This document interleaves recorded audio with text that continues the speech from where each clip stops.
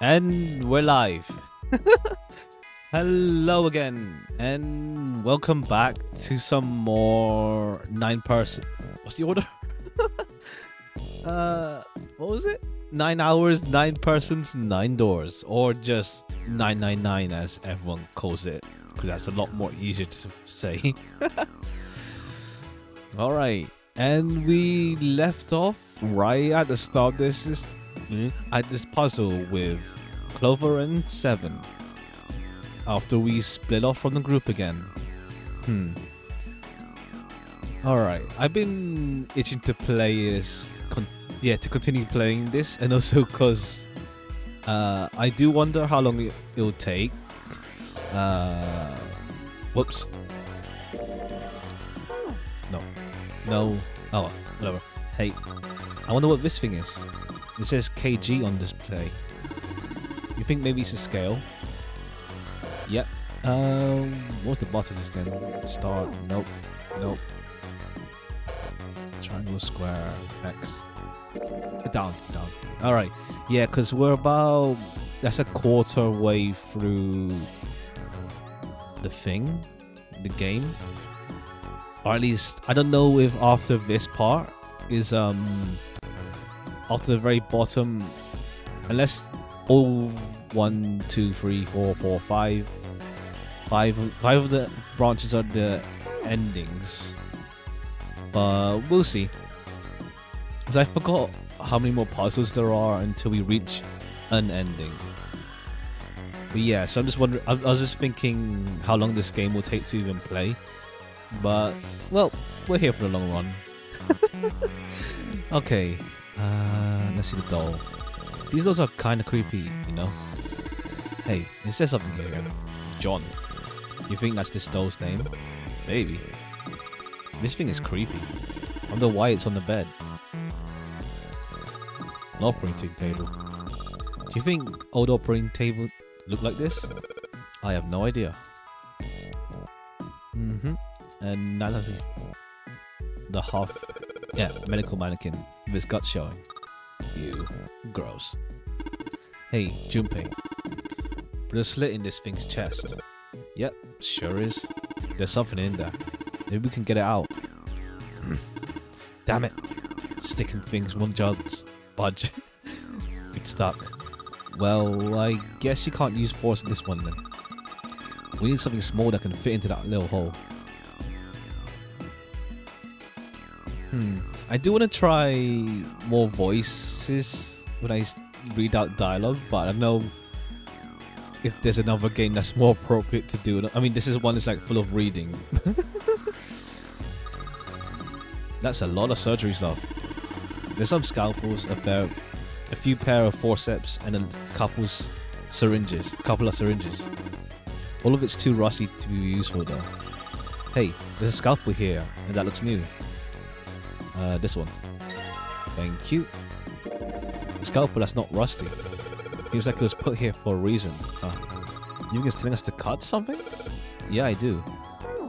And that's obvious. We go and cut this dude. You can see this thing's internal organs. So yeah. I guess why not? Like, maybe not. We need to inspect the room more. What's this? A white cloth. I'm gonna check what it is. There's some kind of device attached to the bed. It says KG on the panel. Is this scale? Another medical mannequin? From the looks of it, this one's a chick. She has a name too. Lucy. Poor thing. Looks like Miss Lucy's only has a head and her left arm. Maybe we're supposed to gather all her parts. This one looks alright. Nope. They use these for surgery, right? Let's see. Syringes, cups, a blade. It's some sort of scissorish thingy. It's forceps. Kosher forceps. I don't know. Have you ever tried kosher salt? I mean, I see him in like cooking videos, but I don't think I tried kosher salt specifically, I mean, this is totally different spelling from kosher forceps. Like it was with an S rather than CH, but what's this thing? It's got these short iron legs. Maybe it's a heater. There's nothing inside it. That thing? Nope. Fake chest. Ew, that thing's gross. This is the chest. It's a woman's chest. The heart's gone, but it's pretty hot.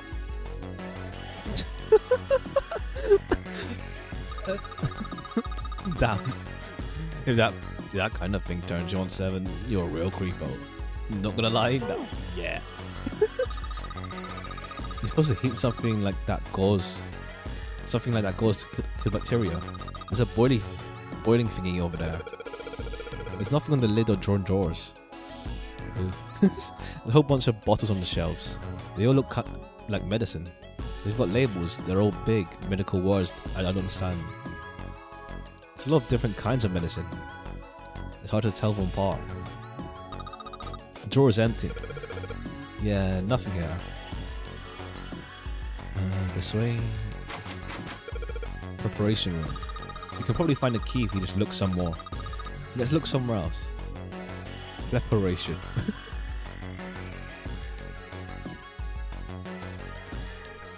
Chemical room. Locked. Looks like it's locked. Guess we're gonna need a key for this one. Junpei, where are you going? That's the door we came through. The only thing out there is a numbered door. I'm pretty sure I don't need to tell you that the numbered door is a one-way deal. So you're saying there's no point going back there, huh? And they're nodding. Awesome. Okay, I'm not missing. I think we can combine. No, I think it maybe wants me to use the forceps. Yeah. I can't change. Oh, up. Alright, maybe you can use the forceps to get the thing out. There we go. Fake organ. Let's try cutting this organ with a scalpel. Organ key. There's a key in this organ.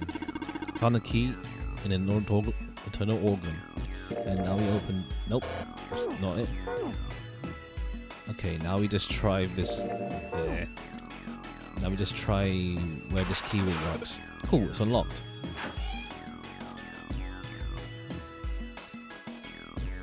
Nothing in here. There's a light bulb illuminating the room. In here, a cabinet with a drawer in there. Yeah. Let's see if... a piece of paper. What's this? Is this some kind of medical record? New material has been added to the file screen. File screen is down. Nope. File right. A medical record found in the preparation room. It has records for the two mannequins. Male named John, female named Lucy.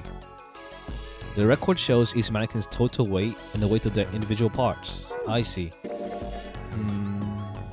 Okay, I vaguely remember this puzzle from my first ever playthrough on the DS. Yeah, I think it's that some of John's parts are actually Lucy's parts. So that's yeah. So gotta switch them around. A sink. The doctors and nurses probably wash their hands here before an operation. Nothing suspicious here.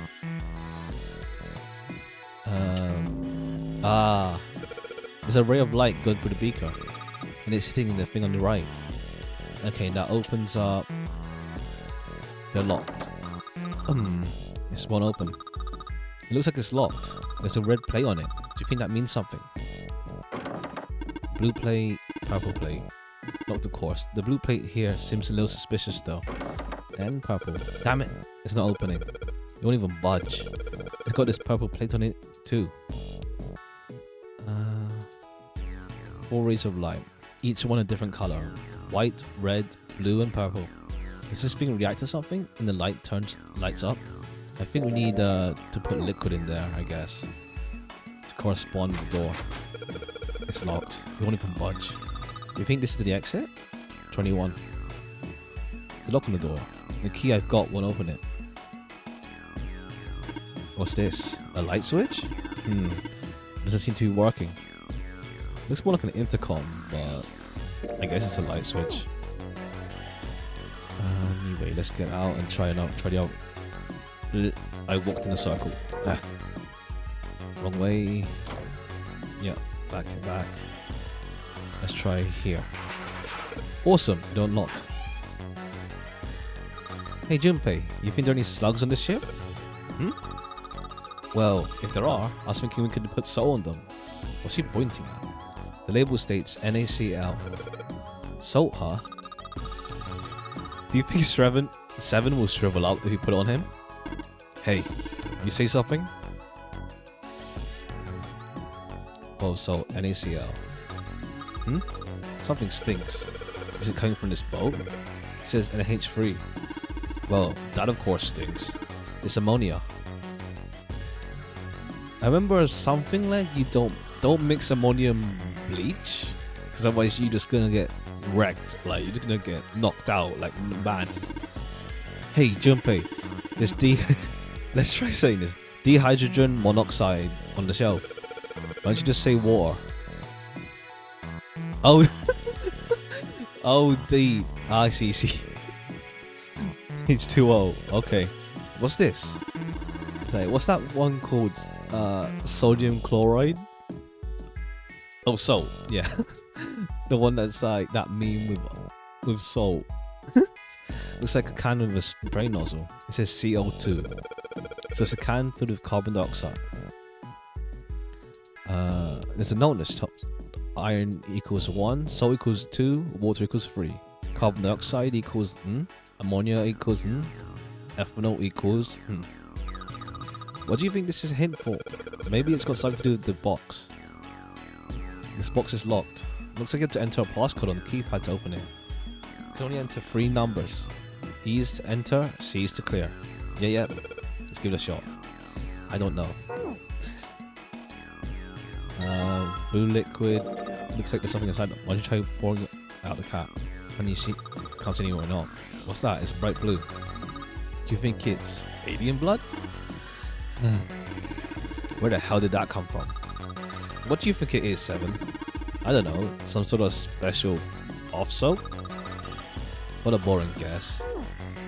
And red liquid. You can tell that's for. No. Iron 1, carbon oxide, NaCl. Na is sodium, Cl is chloride. So salt is made up of 1 sodium atom, 1 chloride atom. NH3, that's I think that's ethanol. No, maybe. Nitrogen and hydrogen. So in other words, ammonia is made of 1 nitrogen, 3 hydrogen. 1 nitro, 3 hydrogen. Carbon dioxide. H2O. Heat must have been hot. What? My guy, what? O stands for orphans. So H2O must be made of 2 hot. What? Okay. Is your head okay? He's just coming out with some of the weirdest first. There's a bottle of iron powder on the shelf. How do you know it's iron? Yeah, the label says Fe. Fe stands for iron, right? Whoops. Yep. Bottle salt. Okay, yeah. Salt is made of 111. Ammonia is made of. Ammonia is 4 then. Ammonia is 4. CO2. CO2 is 3. Ammonia is 4. Whoops. Get back in. Ammonia. CO2 is 3. Ammonia is 4. Ethanol. I don't think we have any ethanol. I don't think this game expects you to know science stuff that much. I'm really bad with what you call it. I'm really bad with chemistry. Like I never actually properly learned how to balance an equation. Like it's simple, I think, but like I never got my head around balancing equations in chemistry. It was my worst science to actually learn. Like I much prefer doing biology rather than chemistry.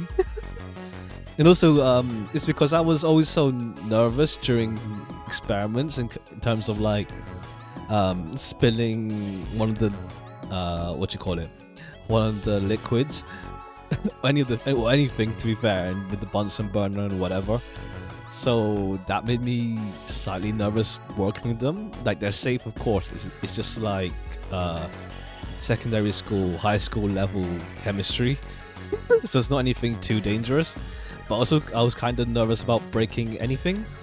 So it was like, and I actually did end up breaking this sort of expensive beaker. We weren't using it, but it was like, we weren't using it, but they said don't touch it because it's like some expensive beaker. But it was next to like this oven door, and because the oven door was so heavy, well, when I pulled back on it with strength, and then I just watched the door just smash into the beaker that was next to it, and it was like, I didn't get any trouble for it, but it's like, this is why I don't like touching experiment stuff. Oh, good stuff. Let's go for a drink. What are you talking about? I'm talking about that bottle. It says C2H5OH. It's ethanol. That's right. It's also known as ethyl alcohol. It's pretty much what booze is made of. So, you're gonna drink it? Nah, I won't. I might say that's what is on the label, but there could be anything in there. There's a bottle of ethanol. The label says C2CHO. So ethanol is made of 2 carbon atoms, 6 hydrogen, 1 oxygen. So that's 2C6 9. No. Yeah, 9. Yeah. So 349. No, wait. 3 ammonia 4.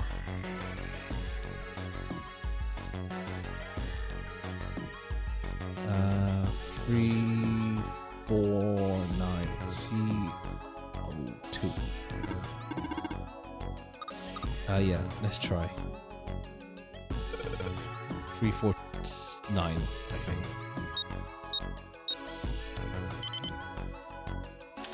Gotcha. That was easy. Fake heart. A heart. This thing is super creepy. This ain't good for the. Okay. And an arm. Fake right arm. It's the right arm of the body. It's kind of creepy. Okay, we're done in this room entirely. You think we should go back? Yeah, I think that's probably best. Clover nodded and left. Junpei was about to follow her when he realized that Seven wasn't following suit. Hey, Seven, what's up? Oh, well... He looked at Junpei distractedly, then back down on the bottom of the brown bottle he held cupped in his large hands. Is that a medicine bottle? I got curious about it. Here. In response, Seven tossed the bottle gently to Junpei. He caught it and twisted it around to see the label. Ethylene diamine tartrate? Yeah, that's Say right. Say that repeatedly. EDT. What kind of medicine is that? It's not medicine. I think it's an industrial strength detergent. Why would they have something like that here? Well, probably to clean stuff up. Clean what up? Fuck if I know. Still, Blood, maybe. it looks like it's cleaned my brain up. Junpei looked up from the bottle. You remember something? Yeah. Seven nodded, slowly, and spoke. Well, I remember a story about EDT. Okay, Happened here we about go. 50 years ago. Here we go again. With more with more knowledge. There was this factory somewhere in America making big old EDT crystals. They were making it to sell as an industrial strength cleaner, like I told you before. But a year after the factory started up, something strange started happening with the crystals they were building. Water molecules started attaching themselves to the EDT crystals. This made them into a sort of mutation of the original crystals, called a hydrate. Once the crystals turn into a hydrate, though, it's useless as a cleaner. The factory had to just dump the crystals. As a hydrate, they were useless. But it didn't end there. After that day, the same thing started happening in EDT factories everywhere, even ones nowhere near that first American factory. So it's like that thing that was, I don't know, there's a bunch of these, I forgot what the other one was called. To do the ice or something. Like, I forgot the name. It's like, everywhere around the world started to do that after this one place on the ship started doing it. They'd been making crystals the same way, the same materials and the same equipment and environment. But now, all of a sudden, every single crystal they formed turned into a hydrate. In fact, ever since that day, no factory anywhere has been able to make a pure EDT crystal. Even in EDT research done years before, they'd never gotten a hydrate. After it happened at the first factory, it just spread. It was like, how do you say it? Like the molecules were communicating with one another. That thing. Transmitting information in a way humans couldn't perceive. This phenomena spread throughout the world, right? Junpei looked up at Seven with half a smirk. Seven stared at him, dumbfounded. Yeah, that's it exactly. But how did you know? I heard another story, kind of like that one. When? In the freezer? What? The freezer? Yeah, June told me. Junpei told Seven the story he heard from June in the freezer in the kitchen. But one day, glycerin began to crystallize, and the story of ice that wouldn't melt at room temperature. When Junpei was done, Seven looked thoughtful and absent-mindedly rubbed the scar on his chin. Ice that doesn't melt at room temperature, huh? That sounds familiar? Yeah, hold up. I feel like I can remember something. It's right there. Seven squinted. His eyes stared off into space, as if he were trying desperately to focus on something far away. Do you know about Ice 9? Ice 9?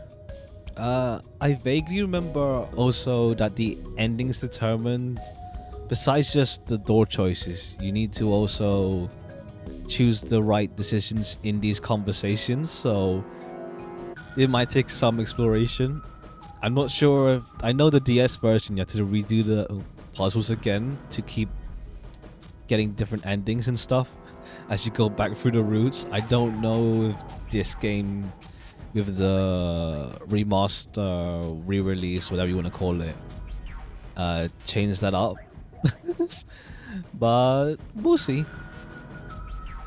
I think you get like the very worst ending if you just make Junpei ignorant to all this lore-dumb. Ice 9. Ice 9. Ice, ice, ice. Ice, ice, baby. Suddenly, Seven's eyes shot open. That's it. I remember now. That woman, she's on this boat. That woman? Alice! Who's Alice? Who's Alice? Alice Margotroid. Come on. Okay, I the vaguely woman who remember won't this as melt well. at room temperature. Ah. Huh? The Pharaoh? Mummy? It became clear to Seven that Junpei had no idea what he was talking about. He ran his head across his face and took a deep breath. You know how the Titanic sank on April 15th, 1912, right? Yeah, more than 1,500 people died. Worst maritime accident in history. What about it? Did you hear about the boat that was sent to collect the dead bodies? I think that was the RMS Carpathia, right? It was a cruise liner, just like the Titanic. How does Junpei even know this? I mean, I guess it was a big event, but like, even he knows stuff. No, that was the ship that picked up the survivors. Okay, he was wrong.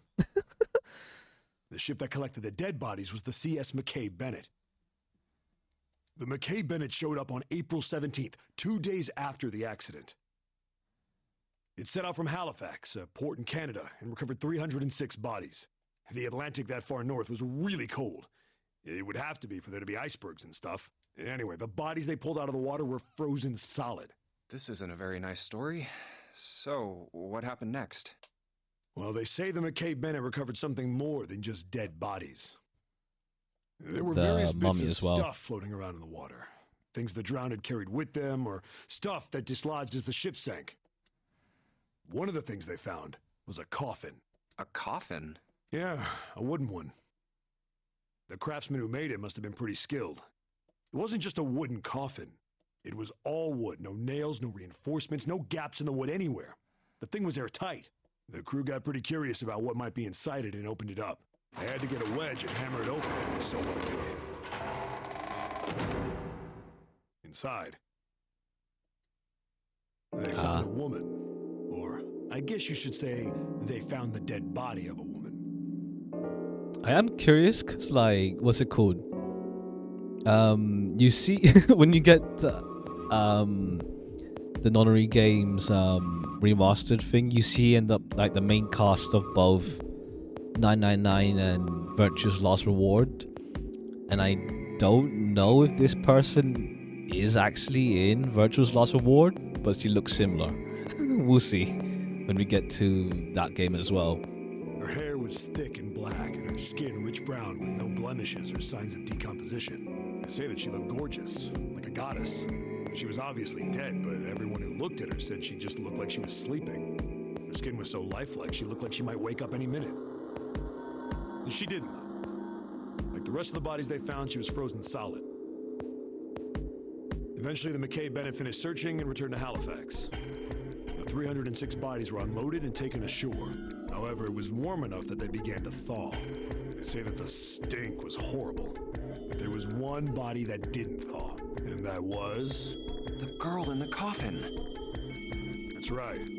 Everybody thought for sure that she'd melt and start to rot like the rest of them eventually. But weeks passed and nothing happened. And a month passed, and another. It was summer, and she was still frozen solid. After a while, people started to say she was some sort of miracle. Rumors about her started to spread. People came to visit Halifax from all over. After a while, people started to call her All Ice. What a pun. Alice, All Ice. Alice. Nice. Of course, those rumors didn't last long. Why? Well, she up and disappeared. One day Alice was there, the next day she wasn't. They say someone snuck into where they were keeping her and stole the body. With the body gone, the rumors followed pretty quickly. After a while, no one remembered her. You might be able to find something about her if you could find a newspaper from back then, but that's about it. Wait, you just said that she was on this boat. Yeah, I did. Alice has got to be somewhere on this ship. Now why the hell would you say something like that? Because I know. And just what is it you know? What happened to Alice after she was stolen. Okay. Junpei Goat. Alright, tell me. What happened to Alice? Seven nodded slowly and took on the look of a man recalling something long buried. Well, around that time, the word was that there was a special black market in New York. All millionaires from all over the world. I've heard that Alice went up for auction there. The person who won the auction was Lord Dashiell Gordain. I swear.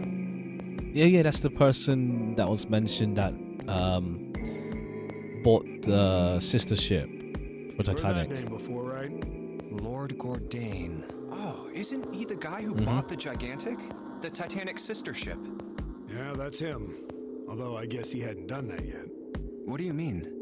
Gordain bought Alice in 1912. 4 years later, in 1916, he bought the Gigantic, and he hid Alice somewhere on the Gigantic, but nobody knows where. He died in 1931, and apparently he died without ever telling anyone where Alice was hidden. On the ship. However, what? Well, he did have one close friend who asked him, "Where is Alice?" And he said, "Alice sleeps in a small chamber past the Forest of Knowledge beneath the navel of the Gigantic." What the hell is that? Is it some kind of riddle? Your guess is as good as mine. Well, since we're in the Gigantic, guess she is there. So that's it. Whatever you think, I believe it. She's hidden somewhere on the Gigantic. In other words, she's hidden somewhere on this ship. Before Junpei could dispute Seven's rather bizarre claim, as Junpei was trying to figure out what on earth he was going to say next, Clover's shrill voice pierced the room. Hey, what are you two doing over there? Stop wasting time and get over here. Okay, we're coming. Jeez. Seven looked at Junpei. Yeah, so anyway, that's the story. It might be useful someday. Don't forget it. With that cryptic remark, he turned and left the room. Alice. Huh. Junpei was left behind to ponder what he just heard. He tried to remember what Jun had told him earlier. That mummy wasn't just a normal mummy. Mm-hmm. They say that she was frozen. The story says that from the time of its discovery all the way through to when it got put on the Titanic, even though it was carried through the desert, her body never melted. We've been through. I mean, I don't need to reiterate, but fair play.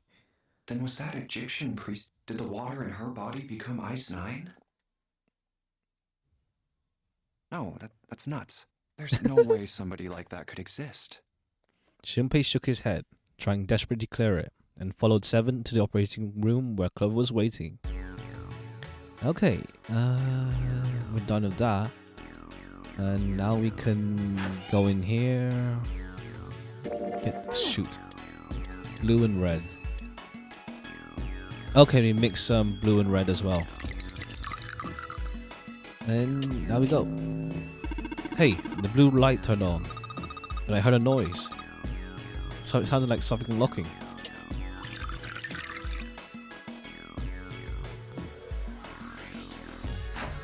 We got the leg, fake left leg. This room's pretty simple, to be honest. Oh, to be fair, the other room was simple, but it's because I messed up and just didn't see where the knife was. Red light. I think I heard another noise. Yep. Let's go. Give me that fake right leg. I guess it's a woman's foot, but doesn't look hot at all. Have you got a thing for feet? Jeez. No, that's crazy. You're sure acting kind of shady. Yeah, my mate's got he's got some fetishes, not gonna lie. This guy's on one. Alright, now we make purple and open up this one. I get it. You combine red and blue liquid to make a purple one. Good job, Junpei. The purple light came on and I heard it unlock. I'm sure it's unlocked. The locker of the purple plate has got to be unlocked. Alright, let's see what happens. I mean, how did you... I guess we just have... Oh, now it's just one. Fair play. And give me the stomach. This is a really big nose. That's no nose. It's a stomach. Oh, a stomach. Okay. Sink doesn't look sus. Now we go back. Okay. Now we just need to see the scale. Okay, huh? There's something sort of lid on this thing. Why don't you try opening it? Can't. There's no handle. I can't get under my nails either. Okay, let's check. Creepy mannequin, John. Okay, I guess we need to actually... Okay, because I know the trick already, but the game has to... The characters have to find out as well. Which way was... Where was Lucy? Oh, it's behind this.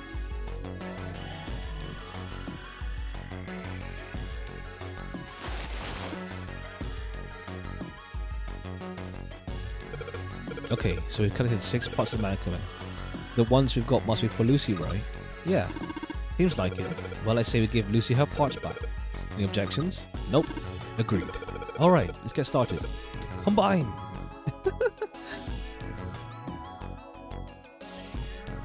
Load hard bed. Oh, there's a number on here. 51 kg.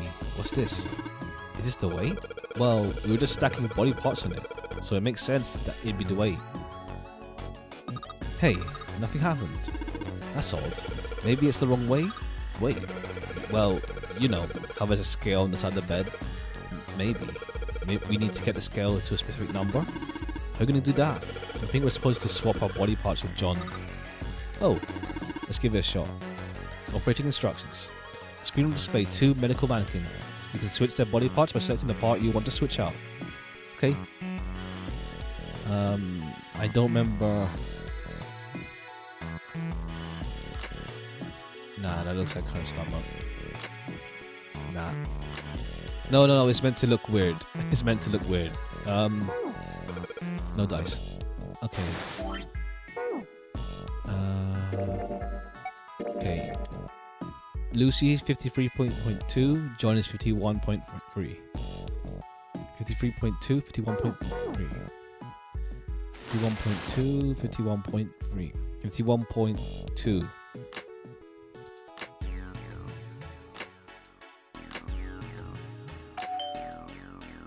Okay, now we got thing right.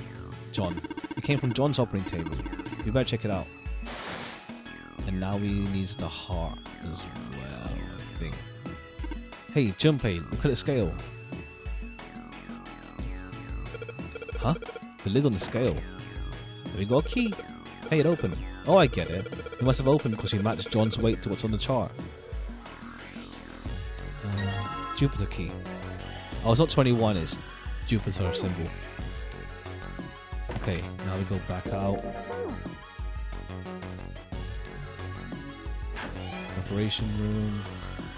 I think the thing that also makes it decent is that it's not timed. I think I remember vaguely that one of the rooms is timed to solve the puzzle, but yeah, it's alright when we're not timed, so it's not like panic. Hey, hold on. Junpei stopped, about to put the key into the doorknob. Oh, what's up? Where's Clover? Huh? Junpei turned around. Clover was nowhere to be seen. Oh, god damn it. Where the hell did she go? Okay, just hold on a minute. I'll go get her. Sure thing. Now we get a one-on-one with her. Junpei left Seven at the door and headed back to the operating room. He found her, standing next to the operating table. She was staring at the mannequin. Hey, Clover, what's wrong? Come on, let's get out of here. She didn't respond.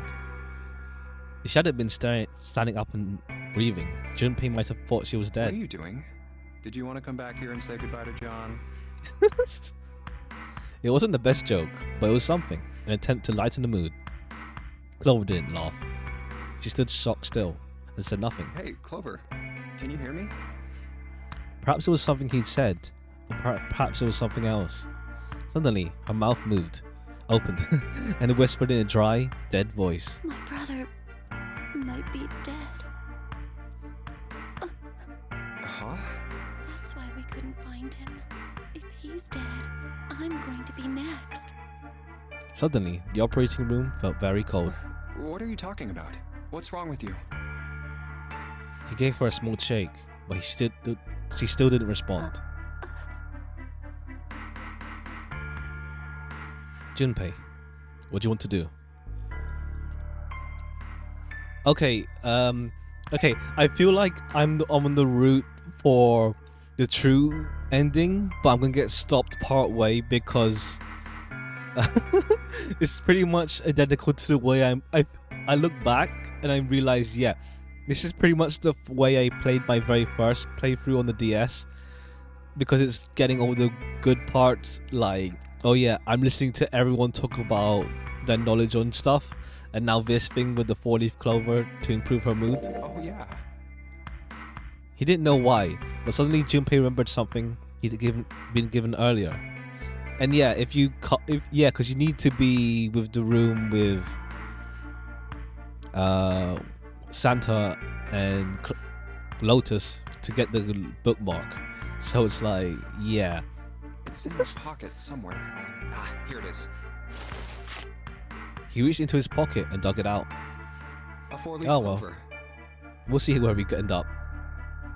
Santa had given it to him in the second classroom. Classroom? That's what you're calling it now? He held it out to Clover. Hey, did you know? Oh, I'm dumb. Second class, not second class room like a school. Each leaf means something. Hope, faith, love, and luck. That's what a 4-leaf clover stands for. Take it. Use it as a good luck charm. He pressed the 4-leaf clover into her hand. Listen to me, Clover. No matter what happens, you can never lose hope. You have to remember what's most important, and that's to have faith and to have love. If you can remember all of those, that'll bring you good luck. You make your own luck. Snake, I mean, your brother, he's not dead. He's alive, somewhere. I'm sure of it. You've just gotta believe in that. Clover stared at the four-leaf clover in her hand. He could see tears start to form at the corners of her eyes. Thank you. Her voice was tiny and broken, and as she spoke, she started to cry. She tried to hide her tears by looking at the floor, but it did little good. She wiped away tears with the baggy arms of her jacket, but more quickly took their place. No matter how she tried, she couldn't stop crying. Her tears made small, wet circles on the floor. Thank you. She said it again. Then she looked up at Junpei and seemed to choke down the last of her grief. She did her best to smile. Junpei wiped the errant tear from her cheek with his thumb and gave her the best smile he could manage. Now come on. Seven's waiting for us at the exit. But still, she didn't move. Wait, before we go, there's one thing I want to ask you. What's that? What do you think when you hear the word experiment? For a moment, his mind froze, and he came back to his senses and realized the word meant nothing to him, aside from the dictionary definition. What? Oh, I guess it was just a coincidence then. I mean, that you knew about the four-leaf clover. Now more stuff is coming back to me. I vaguely remember something with Santa, but I won't say because I don't know anyway. But I think it's implying stuff here anyway. Look, I'm sorry. I don't want to be a jerk, but you are making less than no sense right now. Oh, no. It's nothing. Just forget about it. Oh, don't give me that. You really think I could just drop this? What is this experiment you were talking about? Clover looked away and she stared at it for a long moment and then finally spoke. You promise you won't tell anyone? Cross my heart. Really? Really? I can trust you, right? Of course you can. Clover slipped the four-leaf clover into her pocket. Her eyes still red from crying, she looked up at Junpei. Okay then, I'll tell you. I'll tell you what happened on this ship 9 years ago. Wait. On this ship? Yeah, this ship. He was entirely lost. He had 1,000 questions, but it was probably best, he thought, to save them until Clover had finished. It was an experiment to test some sort of psychic thing. Communicating through these fields that you can't see. Yeah, this is all adding up, huh? Fields that you can't see? You'd heard something like that before. Like, think about this. She pointed at the operating table. On top of it was a somewhat mismatched medical mannequin, whose parts had been swapped with another mannequin. This is John, right? But is he really John? Huh? All Jibba could think was she has finally completely lost it. Isn't this like Locke's socks? Or the ship of Theseus? Oh yeah, I remember first learning about this, analogy sort of thing when I played the DS game as well. He never heard of any of these things, although they sounded smart. You don't know? You haven't heard of those paradoxes? Paradoxes, that's it, yeah. No? Junpei Really? shook his head. Really? Clover laughed. Okay, well pay attention then. This is how Locke's socks works. Let's say I've got a pair of socks. They're my favorite socks. One of them gets a hole in it. What would you do if that was your sock, Junpei? Well, I guess I'd patch it up, get some cloth, and close up the hole. But what if another hole opens? I'd add another patch, I suppose. What if another hole opened after that? Another patch, I guess? Well, let's say you just keep adding new patches until eventually the original cloth of the sock is totally gone. Once you get to that point, can you really say they're the same socks you started with? I really like this paradox a lot. What else is this something you think about? Like you try to apply it to I guess kinda is like it's a weird example, but it's like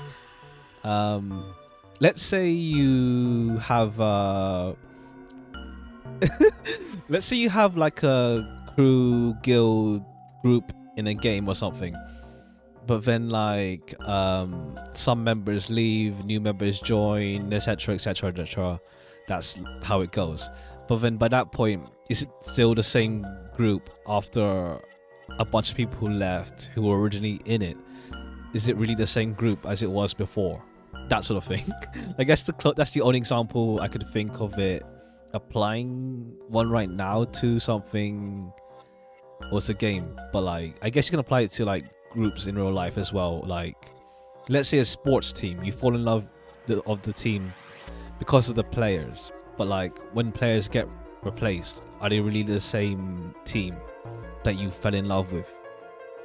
It's like even further up, like the owners or the stadium, all that stuff. Really, is it really the same one you fell in love with?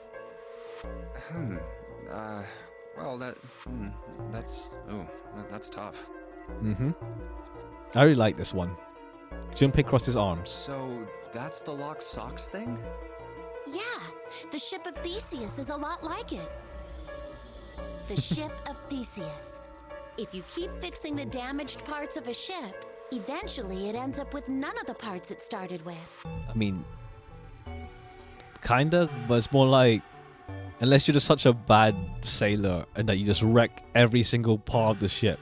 Like if it's just like one part of the ship that's getting fixed, it's fine. It's still the same ship. Can you really say that ship is the same one you started with? And what if you took all the old parts from the first ship and built another one somewhere else? Then which ship is the real ship of Theseus? The one you repaired, or the one you built with all the original parts? It was an interesting question. Clover could see Junpei was intrigued. Hey, do you think it's the same? What's the same? These guys. Is this John, or is it Lucy now? Junpei looked at the operating table again. A mannequin with a body part from a different body. Yeah. Clover had been right. It was just like lock socks and the ship of Theseus. The parts of the body that holds a person's identity is the head, of course. For many hundreds of years, conventional wisdom had held that man's identity resided in his heart, or any of the number of internal organs. And here, they had both. John's head and heart are both his, but apart from those and a single arm, the rest of his body was once Lucy's. Was that mannequin really John? We're just like these mannequins. Huh? She looked at Junpei again. Think about it. The cells in our body change every day. Old ones die and new ones are born. Maybe part of my arm is made of stuff from a fish I ate once. Damn. That's existential, huh? Or maybe part of your right side is made from a cow you ate.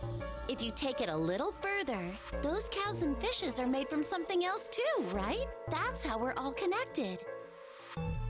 Wow. Through fields that can't be seen with the naked eye. The silence was broken by Seven. Hey, what the hell is taking you two so long? Seven's hand had appeared in the doorway. To be fair, with the human analogy thing, as long as like it's the mind is the same, that's really how it'd be. As long as the mind is still there, for me, that'd still be the same person, even if it's like all the parts got replaced except for the mind.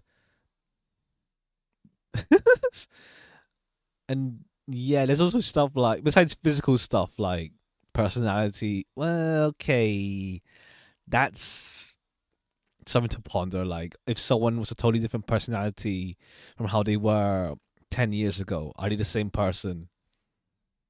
I mean, they are, but it's something to think about. He was not happy. How long are you gonna make me wait? We don't have time to screw around.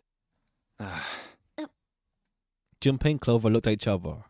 Clover looked at Junpei as if to say there was more she wanted to tell him. She shook her head. Whatever she had to tell him, she didn't want to tell him in front of Seven. Yeah, the experiment. Seven seemed to catch on. Oh? What were you two doing? Was this some sort of secret meeting? No, it wasn't. We were just Just... playing with the mannequins. Huh? Let's go, Junpei. Moving a little bit too fast to be entirely innocent, Clover headed toward the exit. 7 said after her, then turned to Junpei with an amused expression. Playing with mannequins, huh?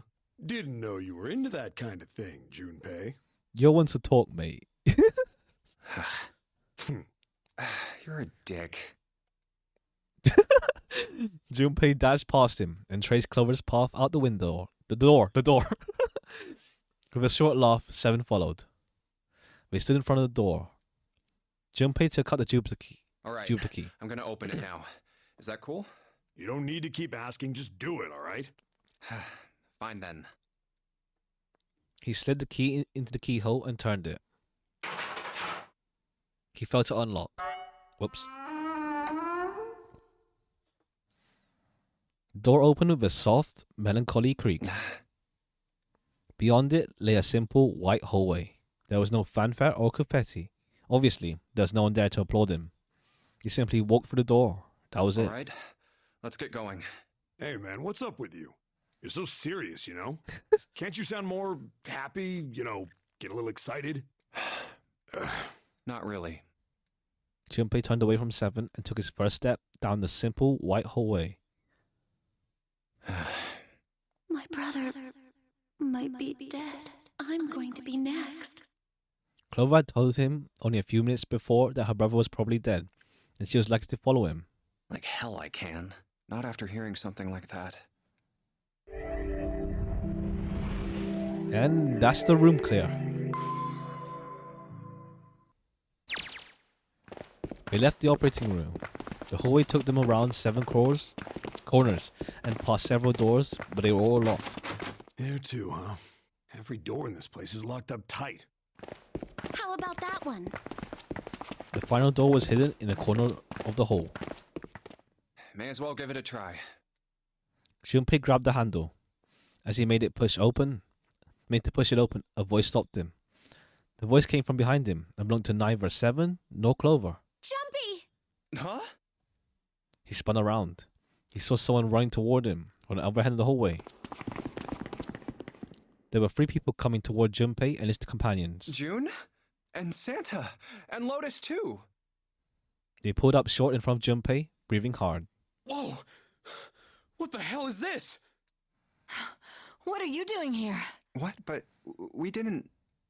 Before he could finish, Clover spoke. Hey guys, could you come take a look at this? She was standing near the end of a small hallway that branched off to the right. The rest of them ran over to her, curious as to what she found. Look on the wall here. There was something on the wall at the end of the hallway.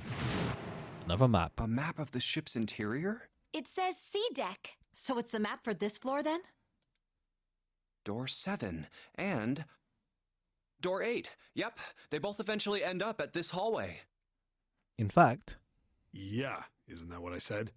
We aren't going to be split up permanently till we find door 9. We might get separated for a little while, but we'll see each other again. Otherwise, we won't be able to open door 9. That's how the nonary game works. I see. Junpei looked at the map of the ship's interior again. Wait a sec. Hey, could this lead to... As he looked more closely, his surprise and excitement gave way to weariness. Oh, You've got to be kidding me. One by one, the others saw what he'd seen. We may as well go. yeah. It leads us back Oh, to I almost forgot. We should the keep thing. this. He pulled the map of the ship's interior off the wall, put it in his pocket, and followed the others. The 6 of them stood in front of the door, arrayed in a semicircle. Santa stepped forward, took hold of the door, and spoke without looking back at the other 5. Ready? I'm gonna open it.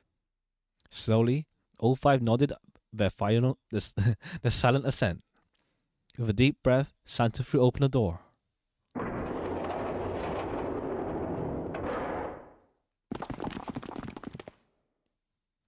They poured through the doorway and into the room. Even without looking around, each one of them knew where they were. I knew it. And we went in circles, huh? We're back. In the hospital room. I see. I believe I understand what you're saying. The 6 of you split into 2 teams and went through doors 7 and 8. You solved the puzzles in the operating room and the laboratory, and then met one another in the hallway after opening your respective locked doors. He looked like anyone might, after only just waking up. But it seemed that his brain was working as well as ever.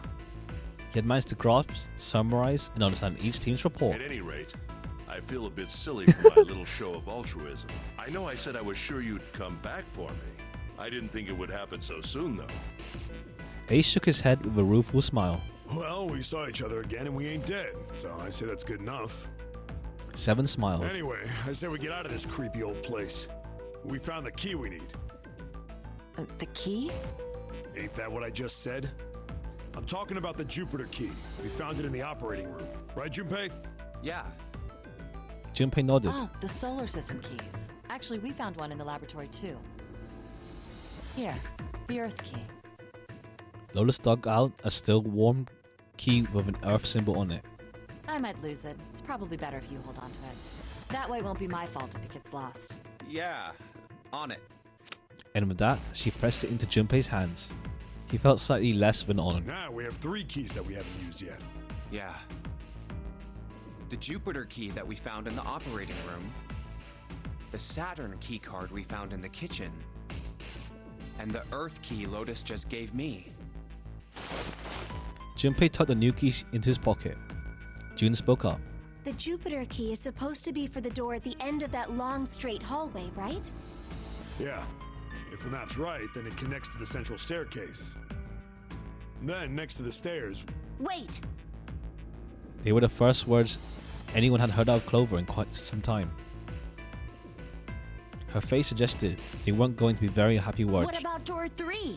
Look, you saw the map, right? It's the same as 7 and 8. Just lead us back to the big hospital room. There's no point to seeing what's on the other side of that door. There is a point. At least there is for me. There were tears in her eyes, but she glared at 7 as hard as she could, just the same. She looked very much like a frightened puppy. There wasn't a man alive who could have resisted those eyes.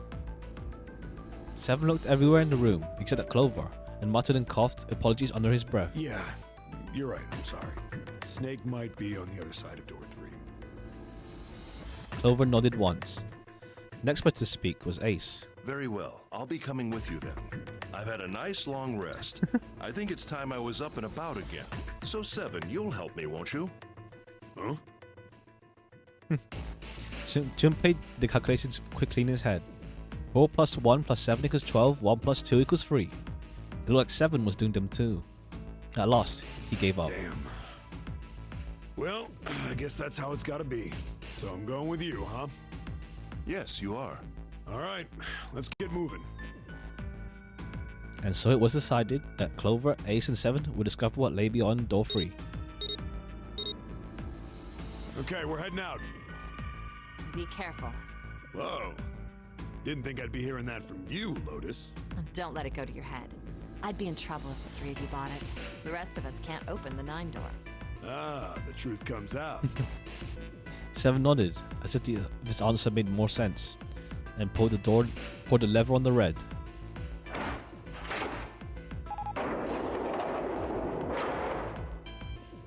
Okay, we're off.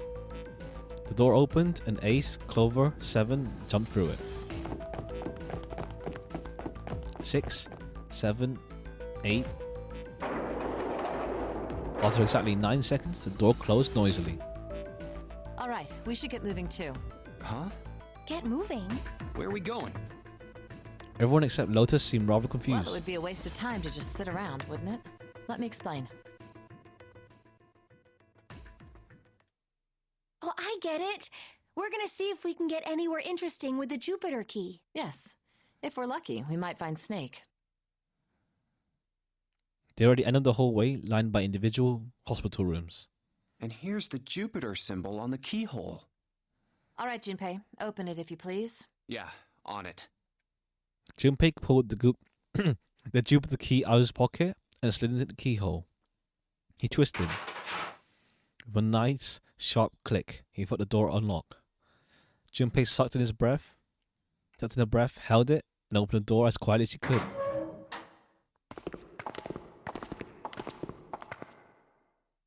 Inside was exactly what I expected to see from the map of the ship's interior. They were in a tremendous hall, almost like a ballroom with a central, massive staircase. Great, back to the beginning. You sure this is a good idea? What do you mean? Well, we already searched every inch of this room, didn't we? I'm asking you if there's any reason we came back here. Of course. Of course there's a reason. Man, sometimes I can't tell if you're smart or just lucky. Huh? This. Junpei pulled two things out of his pockets. The Saturn key card. And the Earth key? I'm lost. Santa cocked his head to one side, like an inquisitive bird, and looked at them. After several long moments, during which it became apparent that Santa had no idea what the cards meant, June took pity on him. Don't you remember, Santa? On C deck, where we are now, there was a big elevator behind the stairs, remember? And next to the elevator, there was a card reader with the Saturn symbol on it. And on A deck, on the door to the left, there was a keyhole with the Earth symbol on it, I think. So the two keys that Jumpy has? Should let us use the elevator and the door on A deck. Huh. Yes, that's right. Junpei smiled, pleased with herself. So did Santa. All right, I got it. Let's get started then. What do you say we split into two teams? Lotus and I will search the Earth one, so you two can search Saturn, all right? Sounds good. Then you guys should take this key. Junpei handed the Earth key to Santa. They decided that their initial search would be We brief. have no idea what's on the other side of these, so don't go too far. Just search for 10 minutes and come back.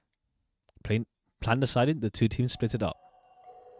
June and Junpei headed for the There's elevators. a card reader next to the left elevator. Then let's try out the Saturn key card. A light on the upper left corner blinked to life. Great! It looks like it's working now. All right, now how do I call the elevator? There's a single button to the right of the elevator door. Oh, it only has the upside down triangle on it. I guess there's no up button. Well, we may as well try pushing this one. The door slid shut, and they heard the grinding of the motor as the elevator car moved down.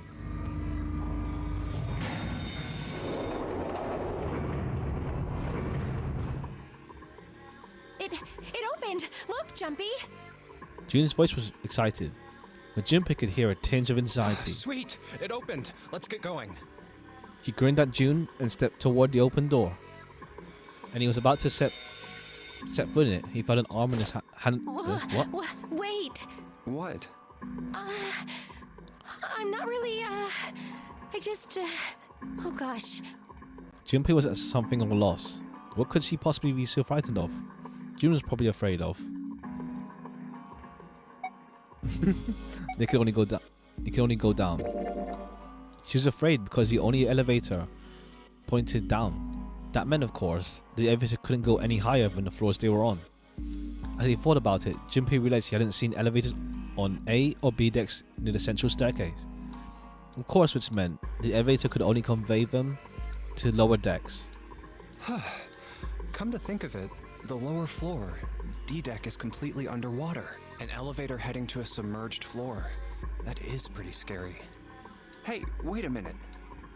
This elevator came up from somewhere under us, right? Well, yes, I guess it did. It didn't open right away after you pressed the button. There was a motor noise like it was moving, and then it opened. Yeah, exactly. Yes. So, take a look inside. Junpei jerked his head toward the interior of the elevator. It's not wet at all, is it? The walls and even the floor are totally dry. Oh, you're right. They are.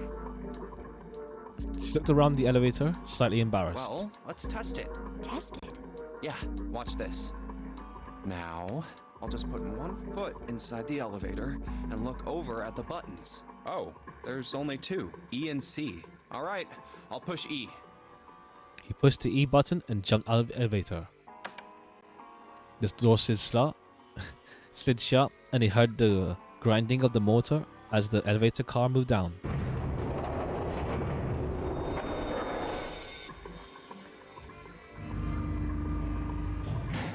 I think I can hear it opening on E deck. Okay, that's done.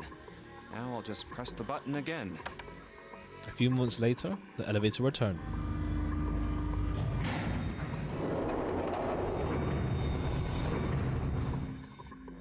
Yep, not a single drop of water to be seen. See? Junpei couldn't resist popping out his chest just a little bit. June, however, still looked confused. What does that mean? How can E deck be safe if the D deck is full of water? Well, here's what I think. The elevator shaft and E deck must be watertight and separated from wherever the ship's been punctured. Here, let me show you. He pulled out his notebook and pen and gets out a rough illustration. I see. So is that why the ship hasn't sunk? The shape of the inside keeps it all from filling with water? Yeah, I think that's what's going on. Junpei continued talking as he closed the notebook and slipped it back into his back So pocket. I'm gonna go down and check it out. You stay here, all right? But... Come on, just do it, all right? He gave June's shoulder a reassuring squeeze and hopped onto the elevator. He pushed button E and the door began to close. June looked worried, her eyes darting back and forth as if trying to make a decision when suddenly... I'm coming with you! Huh? The last possible moment, June dashed forward, turning sideways just in time to slip through the gap between the closing doors. Hey, wait! Junpei jammed his finger against the open button, but it was too late. Oh, crap, it closed! The door had shut, he and June were in the elevator, and he was heading down to E deck. He was so surprised by June that he didn't even have time to think about what awaited him on the E deck. I can't just let you go alone, you know. Ah, jeez.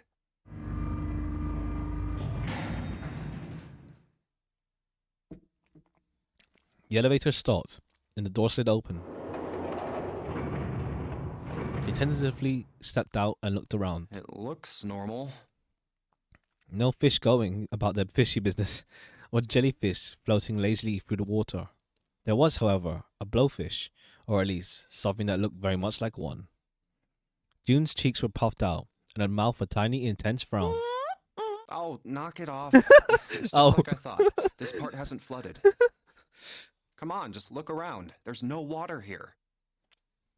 June looked around nervously, then exhaled. You're right. It's not flooded at all. See? But there's a whole lot of water. Yeah, right on top of us. What's gonna happen if the ceiling breaks? Junpei thought about that for a moment. We'd probably die. Oh no. Don't be so casual about something like that. At any rate, we should probably go back as soon as we can, once we're done looking around down here. Lotus and Santa might already be back. Okay, good idea. Now then. Junpei glanced around the room they'd found themselves in. The first thing he noticed was a set of thick iron bars. They ran right through the length of the room, separating the left elevator from the right one. Iron bars. Well, we can't go over there. Right. Then maybe. In the corner of the room that housed the elevators, Junpei found an opening. Well, He walked up to it, stuck his head around the corner. it looks like there's a long straight hallway down this way. Something's written on the door at the end.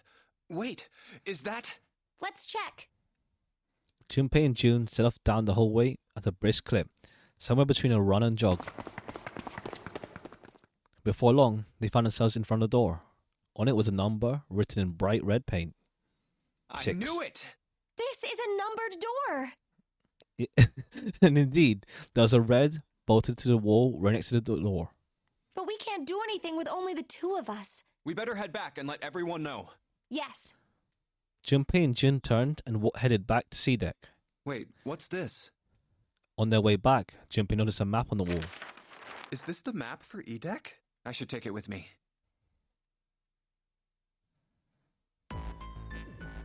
Huh, so you guys found door 1.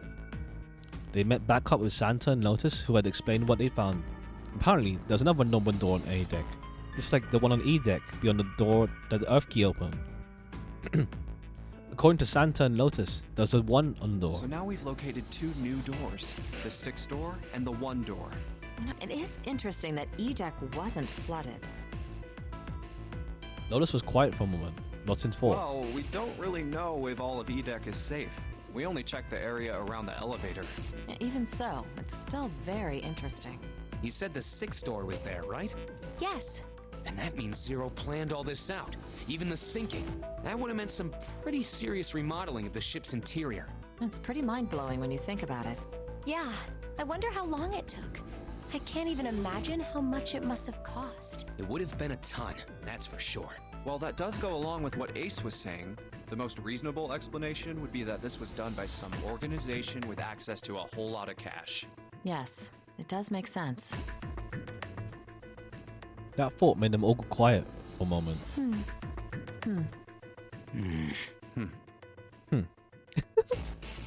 June bit her lip, while Lotus sighed softly to herself. Santa cracked it with a stiff neck and stared off into the distance at nothing. Yeah? I don't think it's a very good idea to stay here. June looked up at Junpei with large, pleading eyes. Yeah, you're right. Ace and his team might be back already. Well, Junpei and I should be able to open door 1. Huh? You guys leaving me behind? 8 plus 5 plus 5 plus 6 equals 19. 1 plus 9 equals 10. 1 plus 0 equals 1. Just kidding. All right, let's go. Lotus's words were all the impetus they needed. Back to the large hospital room they went.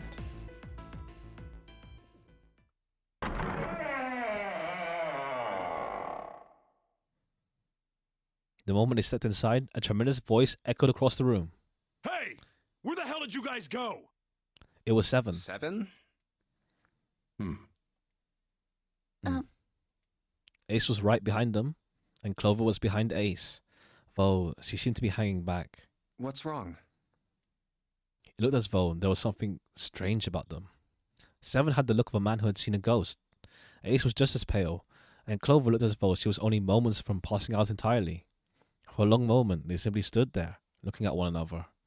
Junpei looked around nervously, waiting for someone to speak. No one did. He looked at 7. What happened? What the hell kind of question is that? 7 was trying very hard to be angry, but something had shaken him hard. His shoulders were trembling, and his voice was strained. Snake is... Snake? 7 couldn't finish. He looked away, his face twisted by Junpei wasn't sure what. Instead, Ace spoke. He took a deep breath, closed his eyes, and spoke. Snake is dead. Ow. He died. Yes, he died. Just as the 9th man did. It was as if the air had suddenly been sucked out the room. Junpei felt his heart beat quicken, and he realized he was having trouble breathing. He could feel cold sweat beating on his forehead and neck. June, Santa, and Lotus looked the way he felt. All 3 were frozen in place, their faces white. Oh my god, that's not true, is it? We should make sure. Yeah, right. We should. They nodded to one another and headed for the numbered door 3. Wait, not that way. What? What? They stopped short and turned to look at 7. He's pointing at the door of the no number. I stuck a screwdriver in there to keep the door from closing all the way. It's not locked, so I'm going that way. Where is he? Shower room. The left side of the hall. I put a broom in there too to keep the door open. That means we can get in without going through the numbered door, right? Yeah, that's right. Then let's go. Their new destination clear, Junpei and his companions headed for the door of no number. Once in the hallway, it was easy to spot the metal door on the left This wall. wasn't open when we passed here before. But now, just as 7 had said, there's a broom stuck between the door and the frame, keeping it open. Well, let's keep going. They looked at it for a moment, then stepped inside. Oh, it smells horrible. Lotus wrinkled her nose and covered her mouth in disgust. Even Santa pinched his nose shut. Ugh, yeah, this is pretty awful. I feel like I'm gonna puke. It was just as bad as they said, perhaps worse. A hideous smell filled the air, so thick they could almost taste it. It was sour and smelled of fish, feces, and burnt meat. He worked his way through Junpei's nose and down his throat to pound against the entrance of his stomach. He put his hands around his mouth and struggled to keep what little was in his stomach where it belonged. Where is he? Where's Snake? They didn't have to wonder where the body was. There. There was blood everywhere. A few arms of the splatter reaching toward them as they walked in through the door. All one had to do was follow the many radial arms to a source. The body itself was hidden behind a divider. June, you should stay here. But Please, just do me a favor, okay? All right? He didn't give her a chance to say no. He put his hand on his shoulder as if to shove her into the ground like a tent pole, turned and walked toward the end of the divider. I'm going in. It felt like it took an eternity. Took an eternity for him to get there. Santa and Lotus followed, timid and nervous as a pair of children. Eventually, they reached the divider. They looked at one another and nodded, slowly. Junpei put his hands on the divider and peered around the corner. For a moment, he forgot to breathe. He felt his heart collapsing in his chest like an empty cigarette carton, and time froze. He knew in that instant he would take that image before him to the grave. What was left of the body sat in a sea of blood. Chunks of flesh, torn from the body, sat in the pool like tiny islands in a great Red Sea. A vast, ragged hole had been torn in torso, and what remained of his intestine spilled out like fresh spaghetti. Smaller chunks of meat had splattered against the wall and became stuck there as they dried.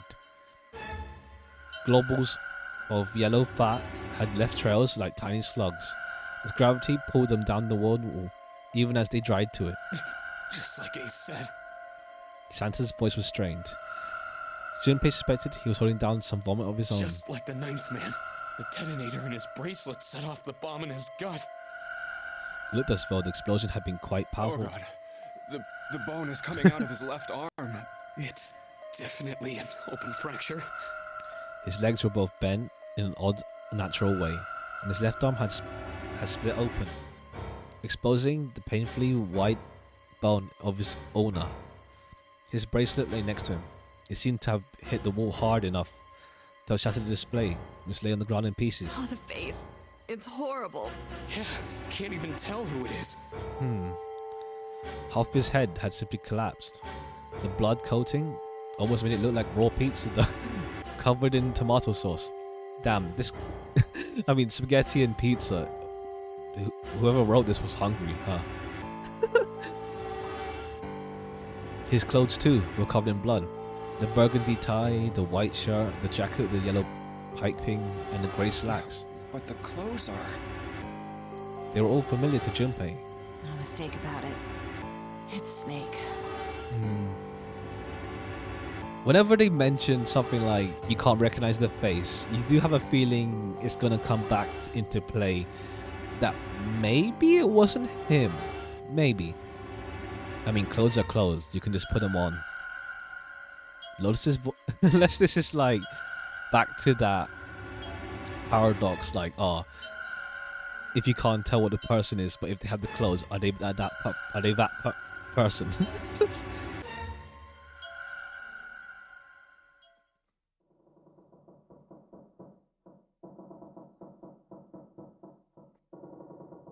The squeal of tortured metal made Junpei's teeth curl. It sounded like the noise of a ghost, the noise a ghost would make. No matter how many times he'd heard it, he never got used to it. Every time, it put him on edge.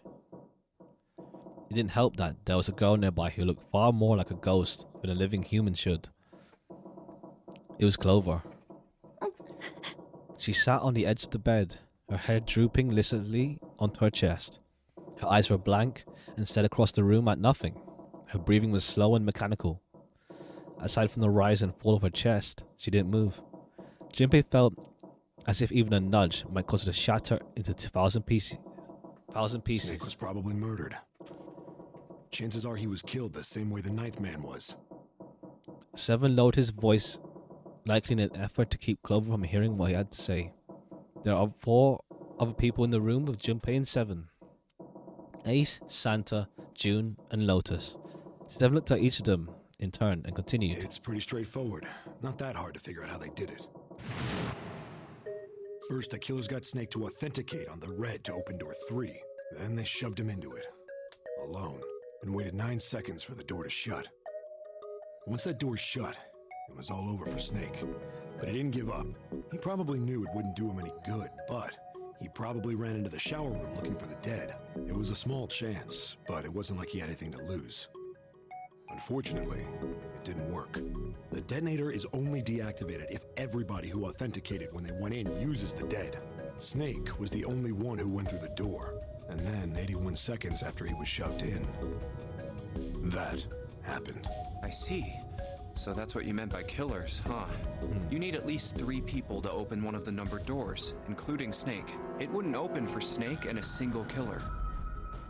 Yeah, So minimum 2 people killed him. that means we're looking at multiple perps here. Junpei crossed his arms and grunted. Well, just in case, I want to make sure. Let's say you're right. When do you think Snake was killed? When we all split up to look for the parts for the Reds, I think. Right after that was when we noticed he was gone. Then that means none of us have alibis. We were all off searching the rooms we'd been assigned, looking for those parts. Yeah, that means anybody could be a killer. Wait a minute. What are you talking about? June seems shocked. How can you say that so casually? You're implying that one of us is a killer. Well, not just one of us. If I'm right, then at least 2 of us are murderers. Why don't you calm down a bit, Seven? What are you going to gain by being so suspicious? That's what Zero wants, you know? What Zero wants? Exactly. This game was set up by Zero, wasn't it? Any game has a winner and loser. Whoever makes it through door 9 is a winner, and those who don't are the losers. Zero is trying to make us fight against one another for that victory. Then you're saying that Zero is trying to split us up by making us fight each other? Yes, that is why we can't let ourselves fall prey to suspicion. We have to trust one another and form a strong bond of friendship. Otherwise, we'll end up ensnared by Zero's manipulations. Then does that mean that the person who killed Snake... Yes, almost certainly Zero himself. If there's anyone we should doubt, it should be Zero. So either Zero just said, yeah, I'm just going to kill him by boss-bossing the rules, or Zero's one of them that's there. He masterminded this game and kidnapped all of us. Doesn't it seem reasonable that he would have killed Snake as well? Good question. Junpei hadn't really considered that. If Zero killed Snake, then Zero is on the ship with us. Junpei, was Zero still on the ship with them? I'm sure. Of course he was. That was obvious. I don't... Zero was somewhere on the ship, but Junpei had no idea where. Junpei mumbled to himself, lost in thought. Where could Zero be hiding? Suddenly, everyone went very quiet. The silence was cold and clammy, and Junpei could feel it crawling across his back and around his throat. Again, he heard the ghosting moaning noise, and moments later, a person who looked more ghost than human appeared. It was Clover. She looked at the floor as she spoke, and her voice was a cold monotone. I think Zero is one of us. There we go.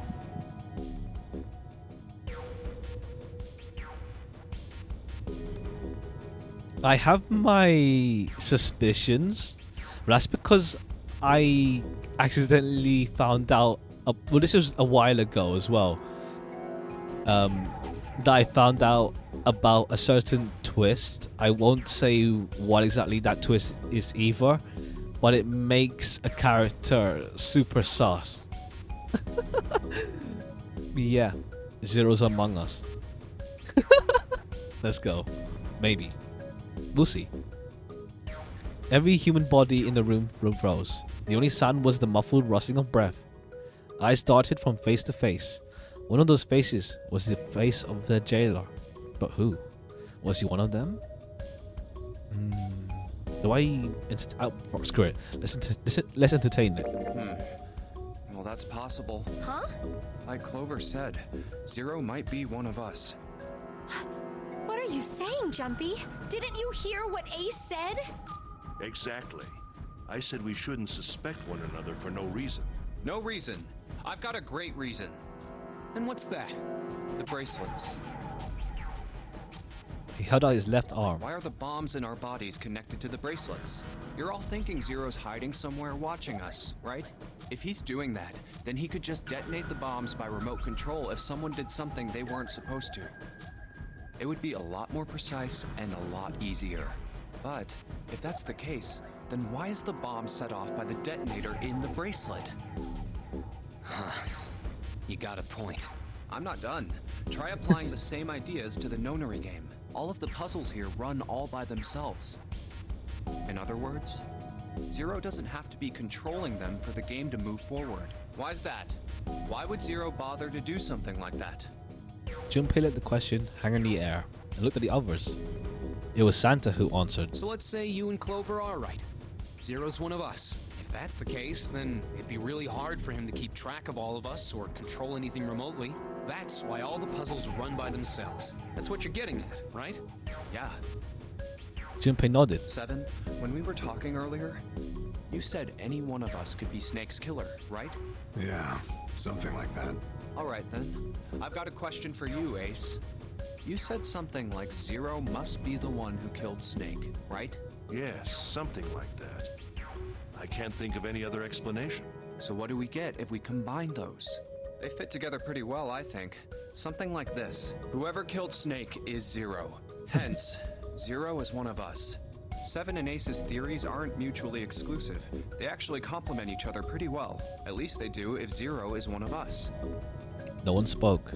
Their faces were grim, but Junpei wasn't sure if they believed him or not. Finally, Nota spoke up. What were his motives? His motives?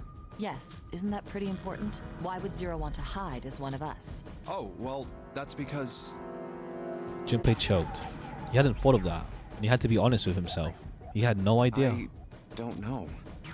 Lola sighed. Well, so much for making a persuasive argument, Junpei. In other words, you only had circumstantial evidence. I don't really think that's enough to go on, you know? Junpei was painfully aware her eyes were on him, and their disapproval. He tried to find something else, anything else to look at. Then, in that horrible silence,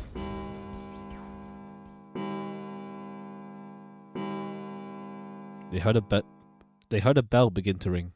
It was the clock at the central staircase. It's 3 in the morning. That means we have 3 hours left. Then we need to move now. Seven, Clover, Junpei, I know how you feel, but you do understand that right now it's important we trust one another, don't you? You're right, but...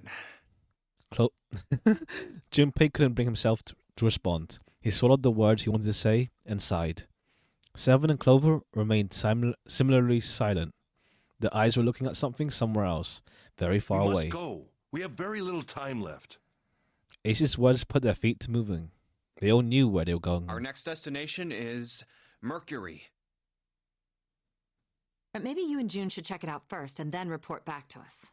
All right, let's go, June. Right. Here it is. It sat, bolted to the wall near the stairs that led to the casino and kitchen, between 2 elevators.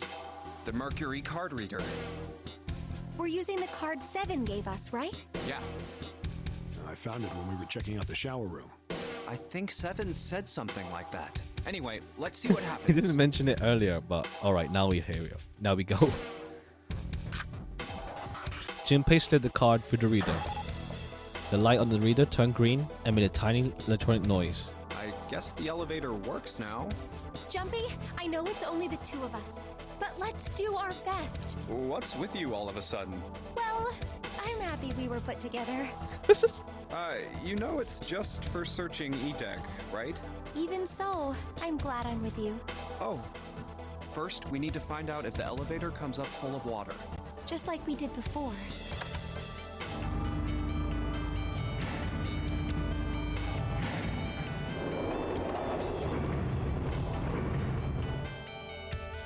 Oh, here it is.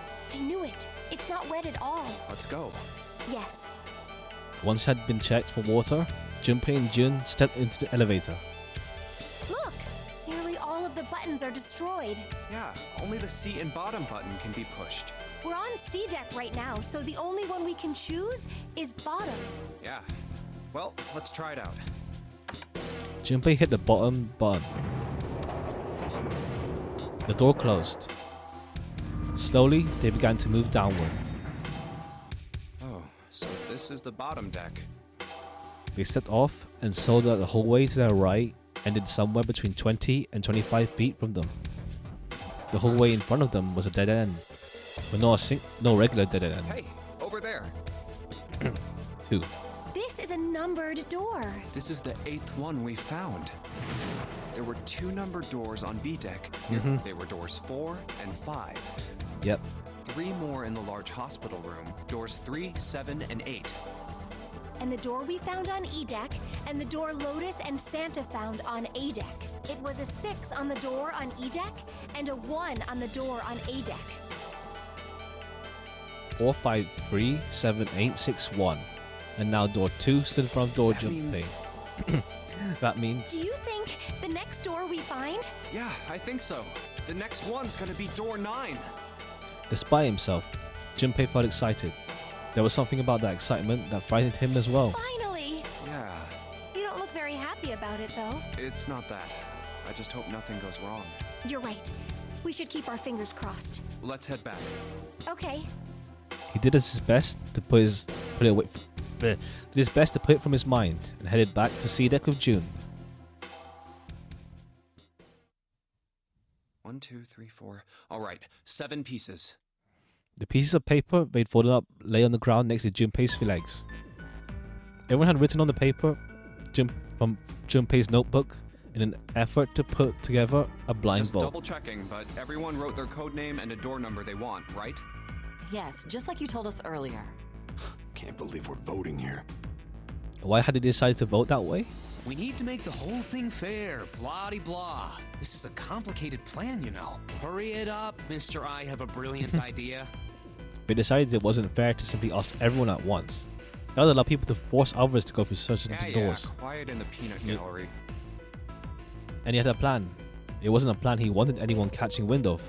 However, so he did his best to keep calm as he began to open and read pieces of paper. All right, let's open these up. The first one says, Ace requests door 1. Yes, I do. Would you like me to explain why? No, we don't have time for that. Sorry. Let's keep going. He opened the second one. Next is Santa. He wants door 6. Yeah, that's what I wrote. Junpei continued with the third, fourth pieces of paper. Clover wants 1, Lotus wants 2, and 7 also wants 2. Wait a minute. There is no way I'm going anywhere with the Elephant Man. No, there'd be no point to the voting if we let people change their choices because of stuff like that. But, Just give it up, Lotus. It's not like I want to hang out with some exhibitionist grandma. I am not an exhibitionist. I'm wearing clothes. Barely. So, last I checked, that's not a crime. Maybe. But what about common decency? Nobody wants to have to look at a chick who looks like a half-naked raisin. Oh, I'm gonna kill you! I don't know if they're just making fun of her because she looks old, or it's just the art style that doesn't make her look old enough. Lotus's hair flared out like the mane of an angry lion, and she roared with a voice that shook the walls. Let go! Let go of me! I'm killing him! With some difficulty, Ace managed to restrain her. Junpei, read the rest. Right. Junpei tore his eyes away and looked at a 6 piece of paper. He opened it. June wants door 6. Yes. I don't really have a reason. I just felt like it. I mean, it's your number as well. All the papers, save Junpei's, have been read. He did some quick calculations in his head. Damn, Junpei's This was sneaky. everyone's vote. Ace and Clover requested door 1. That was a door on A deck near the central staircase. 7 and Lotus requested door 2. This was the door on bottom deck and could be reached by taking the elevator to the bottom of the ship. Santa and June requested door 6. This was the door on E deck and could be reached by taking the elevator near the central staircase Then down. the door I should choose is... It took him less than a second to run the numbers. He opened a 7th piece of paper and spoke. Okay, the last one is mine. I want to go through... Oh, we get to choose? I'm feeling door 1. Unless I miscalculated it. Door 1. I'm My feeling door choice 1. Is door 1. Santa was unconvinced. Hey, wait a minute there. You cheating? Cheating? I'm asking if you changed your number after you heard what doors we wanted. How could I do that? I wrote it down on the paper earlier. Let me see that. Sure, here. Junpei shrugged and handed it to him. Santa examined it furiously. The others peered at it as well. As they did, Junpei quickly slipped the piece of paper he'd been hiding into his pocket. But we never know it now. Santa had been justified in his suspicions. Junpei had switched papers. I had 3 pieces of paper ready. For doors 1, 2, 6. And I put the one with door 6 on it into the pot. He put a small mark on it so that he would know which one was his. I just needed to make sure I drew last. After I saw everyone else's result, I just chose whatever door I wanted. If the number I'd already put in matched, then I didn't have to switch the paper out. Well, what does it say? Junpei pretty smart, huh? He felt the urge to smirk. You got lucky. Santa snorted and tossed the paper aside, frustrated. Very well. We've decided who will go through door 1. It will be Clover, Junpei, and myself. Does it work out? Numbers. Or, oh, it works out. Nice. Our only problem is the 2 remaining teams. June and I want door 6. Lotus and I want door 2. That's not good. We can't open either of those doors with only 2 people. Aw. Fine. 7, we'll go through door 6. 3 plus 6 plus 7 plus 8 equals 24. 2 plus 4 is 6. Sure thing. I didn't really want to go through door 2 anyway. Besides, if we've got a younger girl with us, it'll lower the average age. Right, June? Well, I June was as lost for words. Man, these guys hate each other. Pig. You just wait and see. Her eyes were the eyes of a woman prepared to kill. A shiver ran down Junpei's spine. Calling me old. This is why men are such a pain in the ass. They're about as subtle as a brick. And they're at it again. Laters. Even after they separated at the staircase, Lotus was muttering angrily to herself. I'll see you later, June. Jumpy. Circumstances dictated that Junpei and June would have to part ways again. But this time, it didn't sting quite as much. Don't make that face. It'll be like what 7 said. We aren't going to be split up permanently till we find door 9. We might get separated for a little while, but we'll see each other again. Otherwise, we won't be able to open door 9. That's how the nonary game works. 7's words took a weight off Junpei's shoulders and felt much better. It'll be fine. I'll see you soon. All right. See you later. Lingering uneasy remained, but they went their separate directions without much trouble. Junpei, Ace, and Clover headed toward A deck. Here's A deck. It was the door on the left, right? That should be it, yes. Then here we go. It opened and they walked through. It's just as Santa and Lotus said. At the end of the hallway sat a door with a large red 1 A on numbered it. door. To the left of it, bolted to the wall, was the red. There's the red. I'll go first.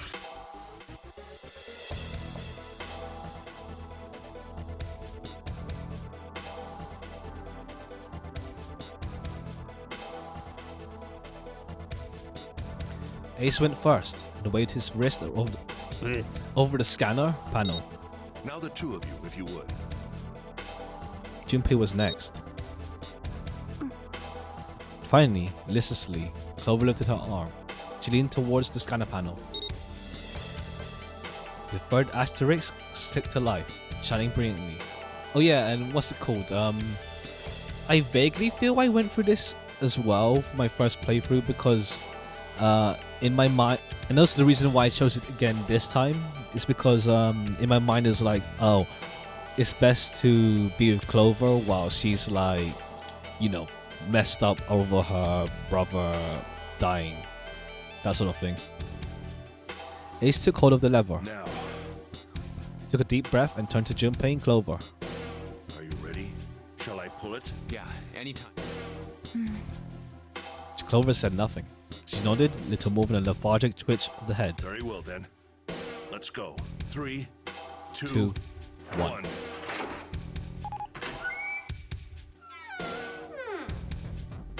And it's open! Move it! They stumbled into the room. Where is it? Frantically, Junpei scanned the room.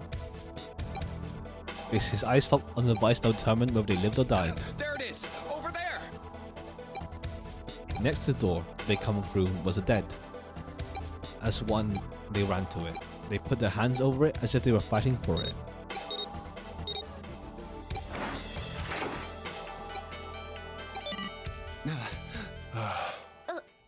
It stopped. Yes, it did. Junpei could feel his heart pounding against the inside of his ribs. Ace and Clover were breathing hard and fast. I don't believe I'll ever get used to that. I'm not sure it's something I'd want to get used to. We should finish this game before imminent death becomes a normal thing. I agree. Now then. Junpei looked around again, this time more slowly. There's another door. Let's try opening it. He took hold of the knob easily, gently, pulled it open. So, this is the wheelhouse? He closed the door again and turned to Ace and Clover. He fixed each in turn with meaningful stare, then spoke. Ace, you investigate the wheelhouse next door. Very well. Clover, you're in charge of this room. Say something. Okay, I will. All right then, let's get started. All right, here we go. Puzzle time. And let's go. Chart room. All right, let's go. The shelves are lined with books. Let's see what's in this blue one. There's something written on it. Ship's log. Huh?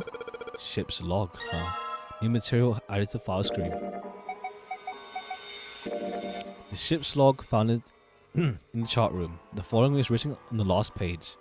We leave soon for a new journey across the sea. After leaving the port, we headed south and west.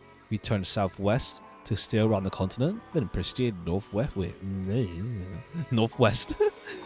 We made port, then changed our heading to east for a time, and now heading due north. Soon we will dock in the UK, the homeland of this vessel. Okay, so Titanic logs. The map looks weird. What is it? It's a map of the world, but with the Atlantic Ocean in the middle. Oh, it's because it's something interesting that it looks weird every time. More because of what you're used to, because every country's world map has like their country set in the center of the map around, or at least their continent. It probably looks weird because you're not used to seeing it that way. Like if you're in Japan, you'll be here pretty much, and everything else will be around you. That sort of thing. It's pretty interesting to see, but it's weird as heck when you're not used to it.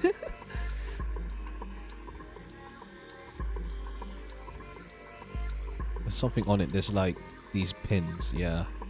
But I don't think we need to do that yet. Let's check this drawer. Stopwatch, pocket watch. It's a pocket watch. She sure hasn't been saying much. She just keeps looking at the floor. She seems kind of sad.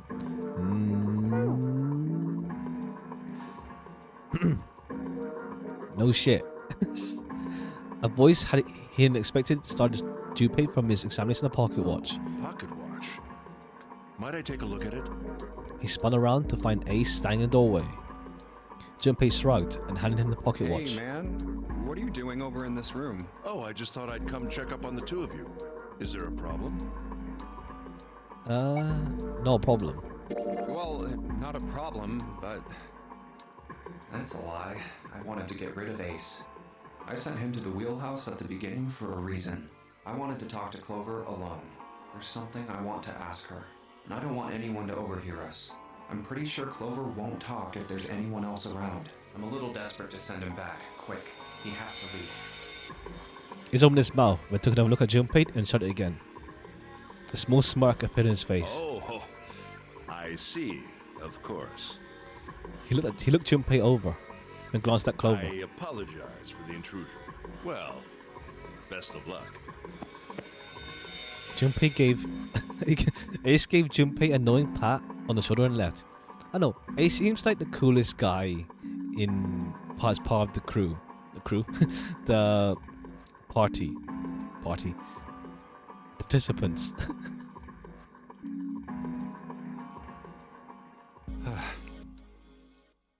Junpei let out a sigh and brushed a few drops of sweat from his forehead. He turned and found himself looking straight into Clover's eyes. She'd heard what Ace had said. She regarded Junpei with caution. What was that about? She was clearly suspicious, and with good reason. Why are you looking at me like that? Junpei's eyes widened, and he held up his mouth, hands in a gesture of innocence. No, it's not like that. What's it like then? I just wanted to hear the rest of that story. I didn't get a chance to ask you about it until now. What story? About the experiment, remember? The one you started to tell me in the operating room? You said something about an experiment that happened here 9 years ago. Clover bit her lip. She stared down at the floor for several long moments, and when she spoke, it was barely audible. I'm sorry, but I don't want to talk about that right now. I'm just not in the mood, okay? You understand, right? I keep thinking about my brother. I can't stop. I mean, who would do something like that to my brother? I can't forgive them. I'm not gonna let them get away with it. They're gonna pay for it. I promise. So... Her shoulders were shaking. Drops of blood had sprung up from her lips, where she was biting them. She wiped it off and looked up at Junpei, her eyes fierce and angry. Junpei, who do you think did it? Her voice was cold and scarcely above a whisper. Junpei gulped. Well, if what Seven said was right, then there would have to be at least 2 of them. You need at least 3 people to open the numbered doors, and if you subtract Snake, that means there were at least 2 other people. You're right. So, what does that mean? Well, if we just look at the bracelet numbers, we should be able to figure it out. Who could have opened door 3 with Snake? Well, really, who and who, or who and who? You mean it could have been 4 people? Well, technically it's possible. I don't know. That doesn't seem very likely. Why? I'll tell you later. Why don't we just assume it was only 2 other people for now? Okay, got it. Let's do that then. Then who do you think it could be? Let's ask me. I'm going to calculate now. I don't think it will, but 3 plus 2 plus 1. Whoops. 3, 2. What? 3, 1, 2, 6. Nope.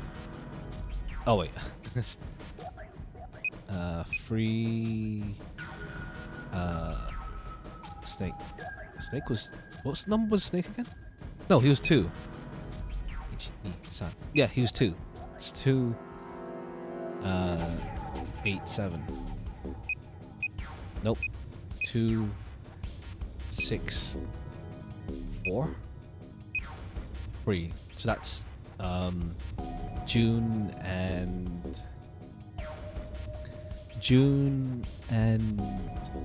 who's 4 again? Oh, Clover. That makes no sense. 2, 8, 3, 4. I mean, I don't think I need to. 2, 9, 4 is 6. 2, 8, 7. Oops. 8, 2, 6, 1. 9, 2, 6, 2, 7, 1, 1. 2, 8, 1, 2. 2, 3, 8. 2, 8, 7. Nah. 2, 8, 6. Nah. 2, 6, 8. 7, 2. Wait, I did that. 4, 5. Nah. 4. Nah, that's Clover. Why would she kill us? Why would she do that? 2, 3, 5. 1, 2, 3, 6. Nah. 2, 3, 7. 3. So it would be 7 and Santa. Junpei crosses arms and fought. Snake's bracelet was 2. With 2 bracelet numbers added to 7. 7 and Santa.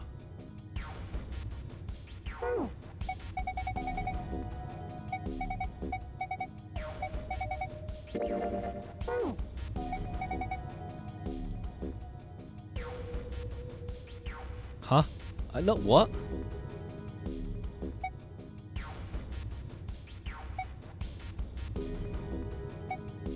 Seven and Santa. 2. What? Ace and Santa, Ace and June, Ace and 7. Ace and Lotus, Santa and June. Santa and oh, I'm blind. Santa and 7, yeah. Would it be Santa and 7? The digital root for Snake, Santa, and 7 is 3. Wait, hold on. Are Santa and 7 the killers? What's wrong?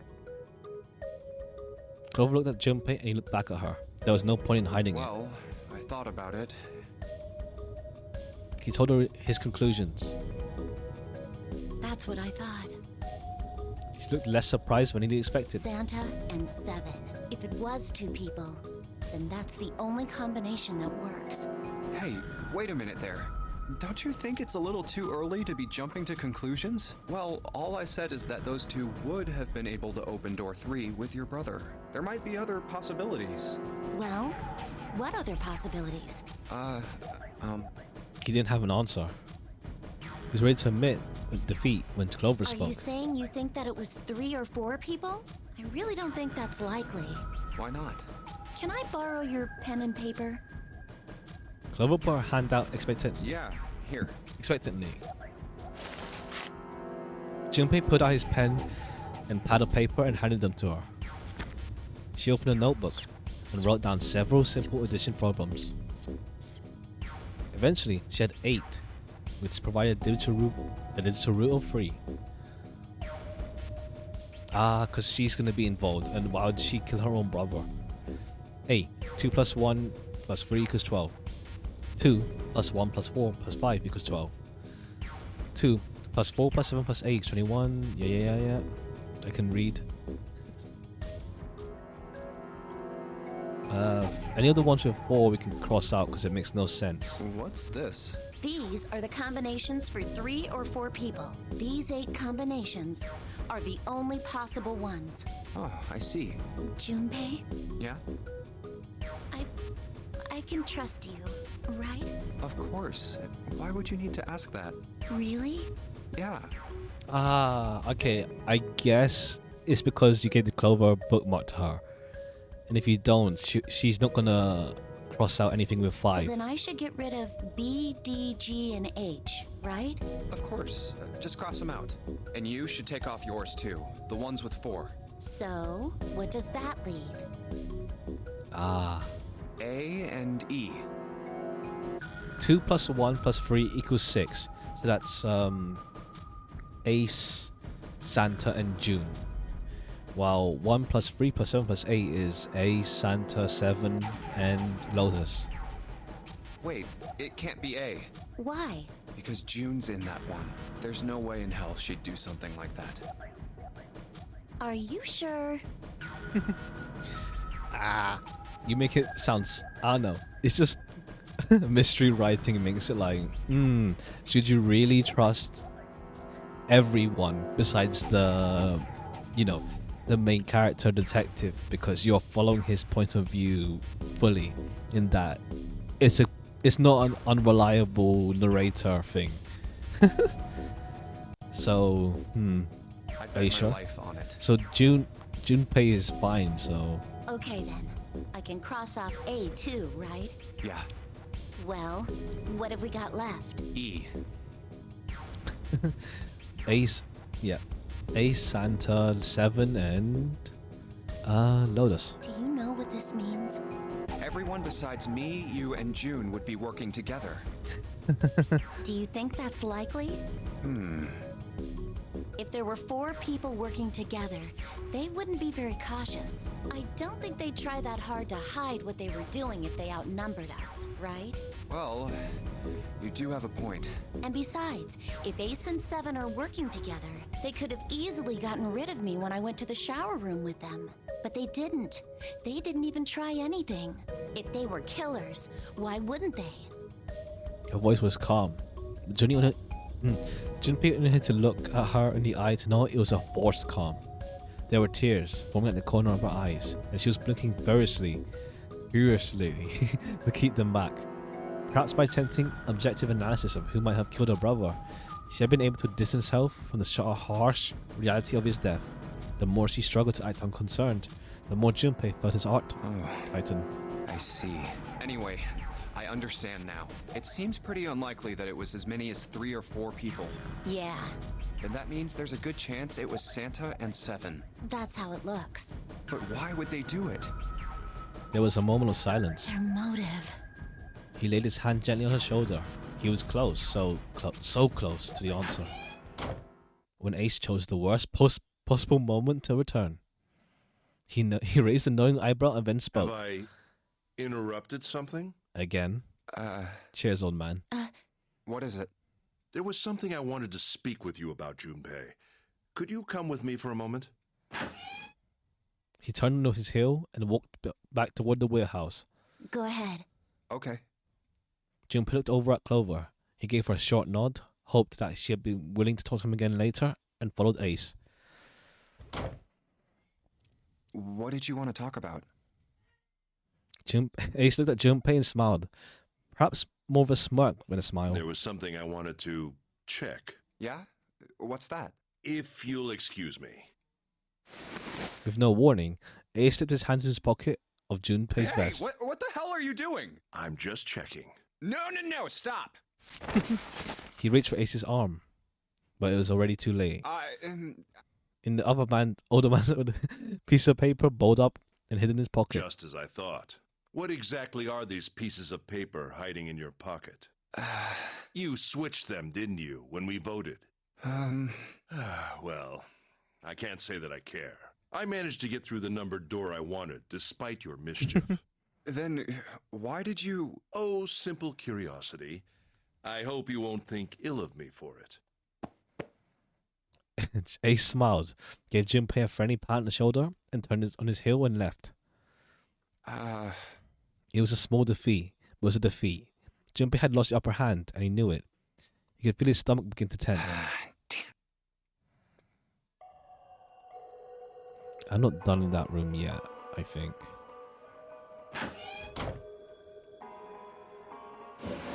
And the world map. Stack of nautical charts. I think this is a nautical chart. There's this line on it here. I think the line on the route is the route the ship is supposed to take. There are all these dots all over the map. Oh, these are probably ports for a boat to stop by. Looks like the lines connect to the dots.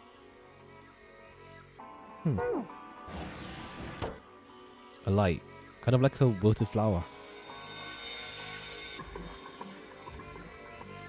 Well, the nautical chart I picked up earlier has a map like this. Maybe one of them matches up to the pins or something. Let's see. What do you know? Looks like this one's a match to the pins. Okay, we've got 7 locations connected by straight lines. And each one has a word next to it. That's probably the speed. New material added to file screen.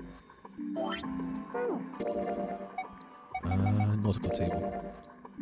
It shows directions of the southwest, southwest, northwest, east, north, and straight. There's a word next to each points to the map. Full, half, slow, full, half dead, stop, stop.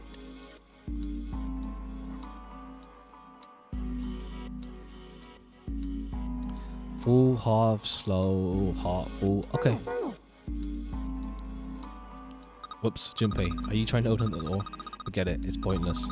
I tried it earlier. It won't open. Oh, that's the X. That's out of this room. Okay, now we inspect this. A compass. It appears to be broken, however. So you see, the gloss cover has been smashed to pieces. The helm. Well, the steering wheel might be more appropriate. This isn't good. How many so many drawers, but nothing inside them. A desk. Anything in drawers? Nope. What's this? Some kind of display? Looks like a electronic scoreboard. I imagine it was added recently. Arrival board, like an airport. There's nothing on it right now, though.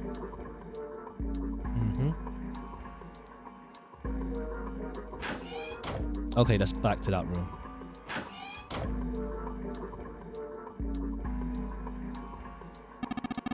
An engine order telegraph. They use this on old ships to adjust the speed of the ship. Like the gear shift in a car? Well, it's a little different. This device doesn't connect directly to the engine. In short, it's a transmitter. The navigation officer uses it to set the speed of the ship, and it sends a signal to the engine. There's a hand on top of it, which can be moved back and forth to... Hold on. There's no handle. You're right, there isn't. Looks as though it was deliberately removed. There's a compass behind the helm. Metal plate bolted over the window. Alright, I see. First, the stopwatch.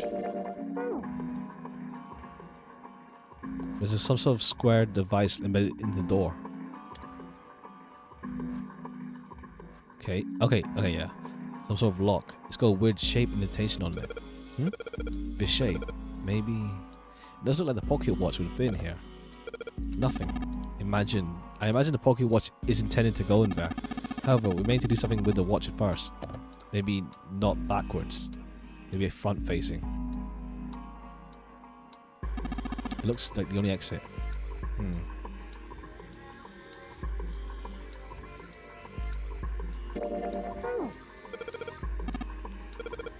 I really don't think that sounded cool.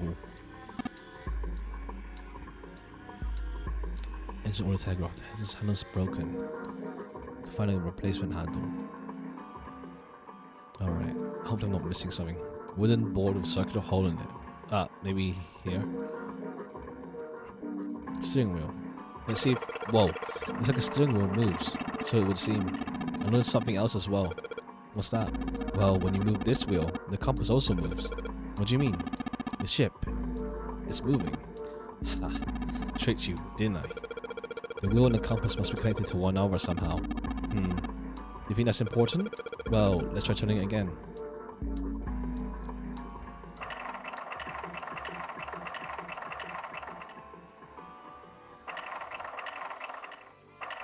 Alright, I need to follow that thing.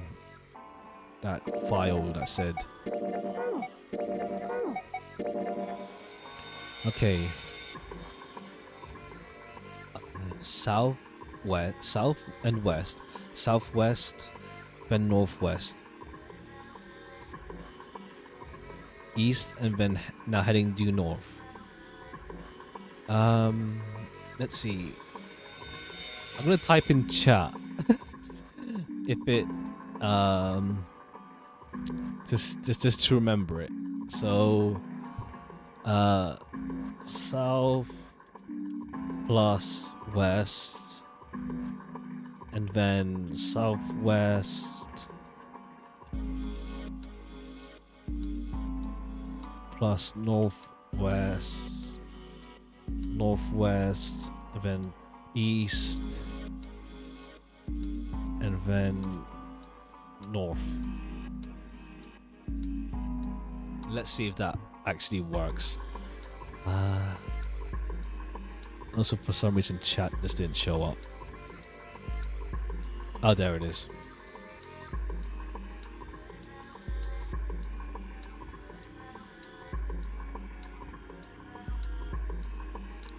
Alright, let's try that. Chat is my notepad.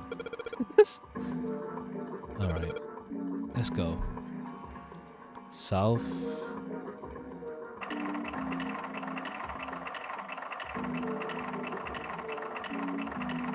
South. Then we go west.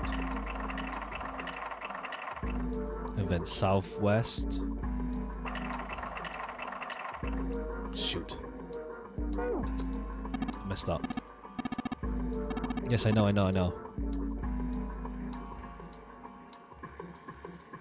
Okay, south. Let me just see actually if I can time it. Okay, yeah, I need to time it before. Okay, stop.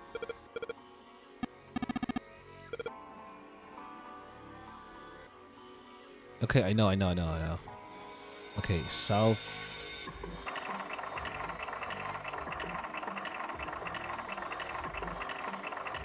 South, and then west, then southwest, and then northwest. And then east. And then north.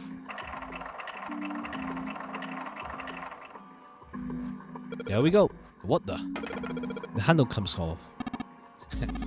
Scooping so low, are you, Zero? Handle. The handle came off the steering wheel. A handle. So, I sure hope this handle fits. Yes, it fits. Excellent. That should allow us to operate the engine or the telegraph. Let's give it a shot.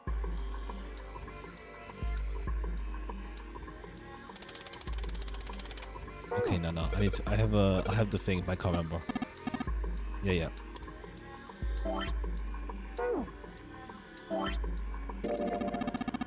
No. It's a file.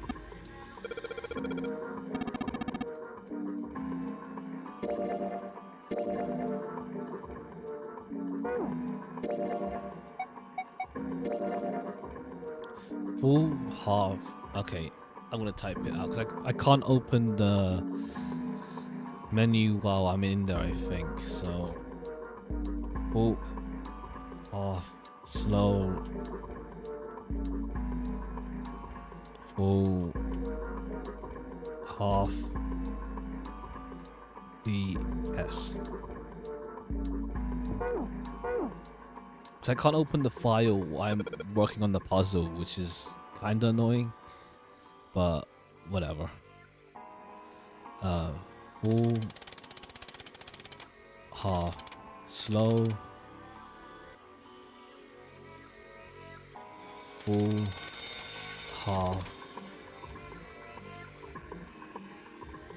dead slow, stop. There we go. Huh? That's weird. I thought I put in the right speed. Did I mess up? No, I don't think so. Look, something happened on the back wall of the wheelhouse. Hey, you're right. Let's check it out.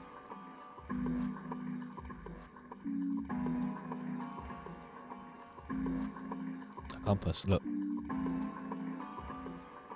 Engine tech, I don't need to mess with it right now. The back wheel. This wheel?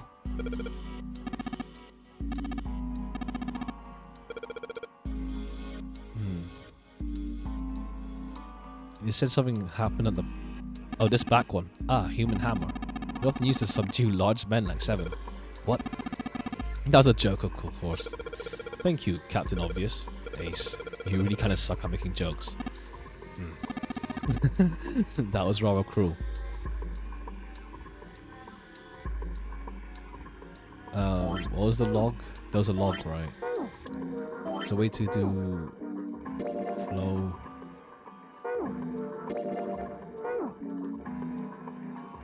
I messed up. What did they say? There's something at the back of this?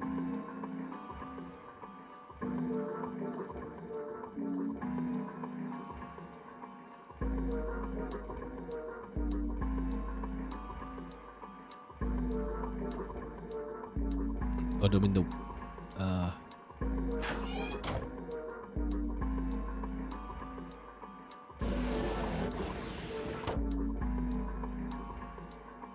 Right, Jordan, nothing.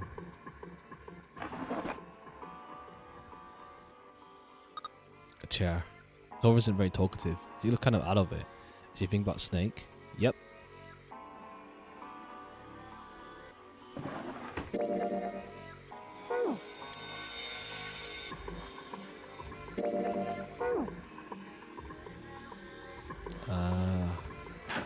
He said something popped up, but I don't see anything.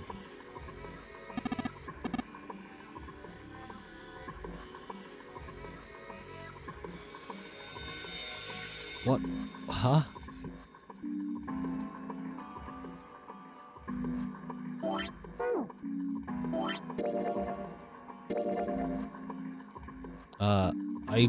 I missed the dialogue that Ace was talking about. Unless it meant, oh, I can put it in now and it's fine.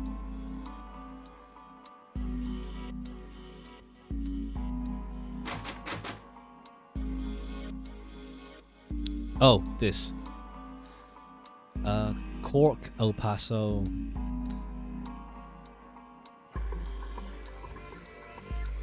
"10 seconds past 3 o'clock. This must be the estimated time of arrival." Oh, perhaps. Whoa, that's what she's doing. Excuse me, Junpei. Hey, he just took my pocket watch. Hey, the hell you doing? Just trust me. It should be fine now. Well, thanks for giving the pocket watch back, but you don't need to look so smug about it. Let's see what he... Oh, he with the hands. 10 seconds past 3 o'clock.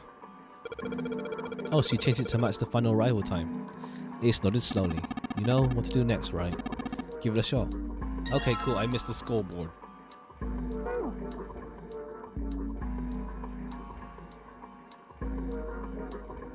Looks like there's some sort of lock. It's got a weird shaped indentation on it. Actually, it's shaped like the pocket watch I've got. Let's try putting this in there. Yep. Yes, it says open now. Good work. It seems you were successful. Well done, Junpei. Hey, Clover. What? Look, we unlocked the door. I can get out of this room. Oh, well, let's go then. Clover. Alright. And we're done in here. You found it. Yatta. Oh, a hallway. It's far too narrow to be called one. You found themselves in a small space outside the wheelhouse. On the left was a wooden door. This seems to be the only route. Yeah, let's go. Junpei pushed it open and stepped into the room beyond. Wow. It was full of all manner of turn-of-the-century electronic equipment. Well, these machines are weird. I've never seen any of them before. Huh? Wait, this one is... It's that thing. The Morse code thing? Ace seemed to recognize it. Ah, yes. A telegraph key. These were used to transmit Morse code a long time ago. He turned and slowly took in the room. This must be the communication office.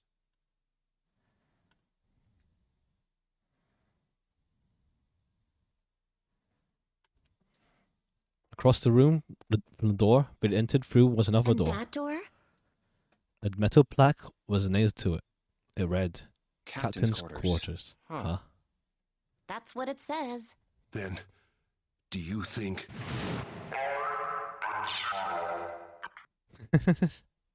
Ace swallowed. Junpei could feel his hands begin to sweat. Only Clover seemed unaffected. Well, we won't know if we don't open it. She walked up to the door and put her hand on the knob. It opened easily, and without so much as a pause, she walked in. Junpei and Ace followed. The first thing they saw, was a man on the floor, covered in blood. Junpei felt his body seize up. His mouth went dry, and he felt very cold. The blood in his veins began to start, slowed to a crawl, and his heart tightened like a fist. Not again. This was the third time he'd seen the horror of death laid out before him. He didn't think it was something he could stand to see much more of. Still, he had begun to accept that whatever it was that he saw, whatever happened to him, was beyond his control. And whatever force controlled him was driven by determination that he could not hope to match. Damn. A sense of helplessness, of desperation, washed over him. If left behind a feeling of utter emptiness that wormed its way through his body like acid. No, wait. We didn't check his pulse yet. Maybe he's still alive.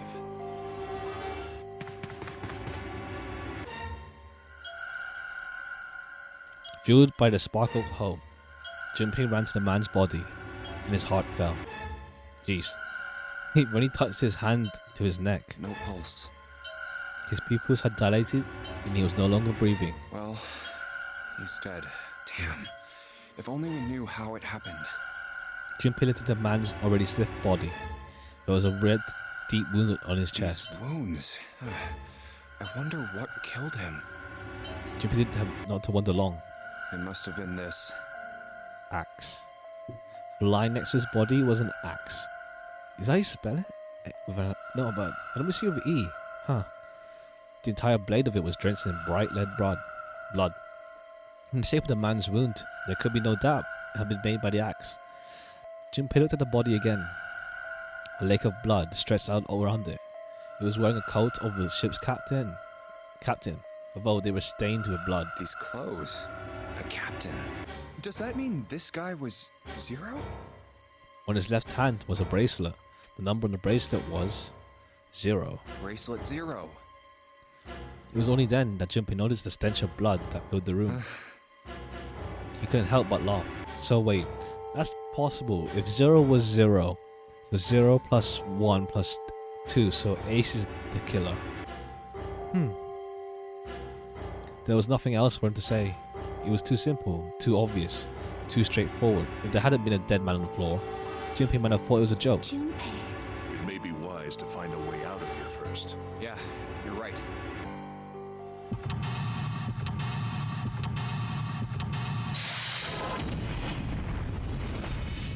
And here we go. Another escape. Captain's quarters. Junpei, where are you going? I'm gonna pop over the communications on top of Ace. You gonna leave me alone in here? You could stay with me no longer. There's lots of places we haven't looked yet.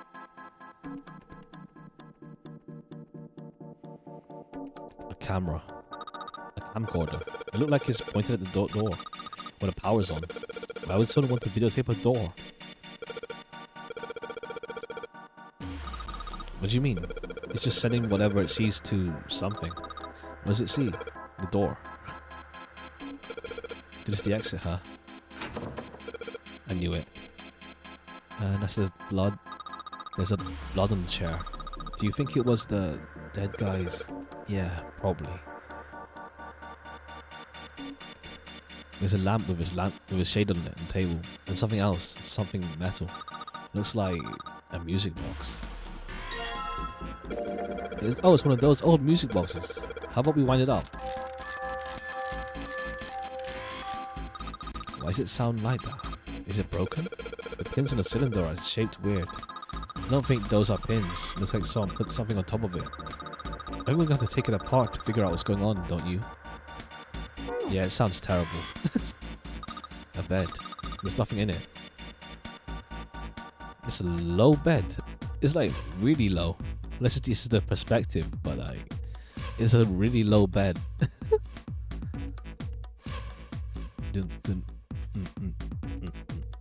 The screen's showing what's happening in the central staircase on B deck. Look, it doesn't recognize. Looks fancy. Recognize. Staircase on C deck. Big hospital room. Random hallway. There's a bunch of weird buttons in here. They probably switch what you see on the screens. Do you know how to work this thing? Why don't we just press one of these? Like this one. 0. Well, I guess it does change the... What the hell is this? There's nothing on the monitor. Just static. It looks more like words. It's static. Hey, isn't this a screen on the right one behind us? You're right. So whatever that numbers camera sees is sent to the screen in real time. I wonder what it means. If it means something, you know? E. Junpei snorted with grim humor for the second time since he come into the room. The 4 screens along the bottom had a single letter each, spelling out Z-E-R-O, huh? It's like he's making fun of us. What do you think? He turned to Clover, who was standing next to him. Clover nodded. Nothing. It seemed that she cared about little. Of course, Junpei could hardly blame her, given the strain she was currently under. Junpei was somewhat surprised she had responded at all. Still, he had to ask. He gestured towards the corpse. What about him? Do you think that's really Zero? Clover shook her head weakly. There's no way that's him.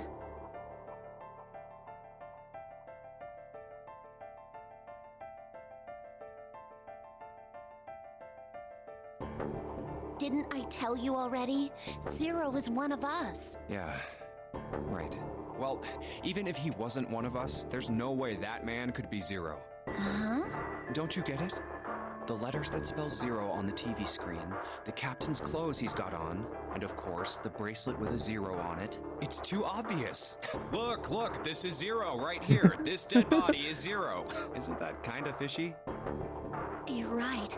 Only an idiot wouldn't see through something like that. No, that's not the point. So I'm not trying to make fun of them for thinking a trick like this would work. I'm sure they didn't think it would work, which makes me wonder. Why did they do it? I think this is a challenge.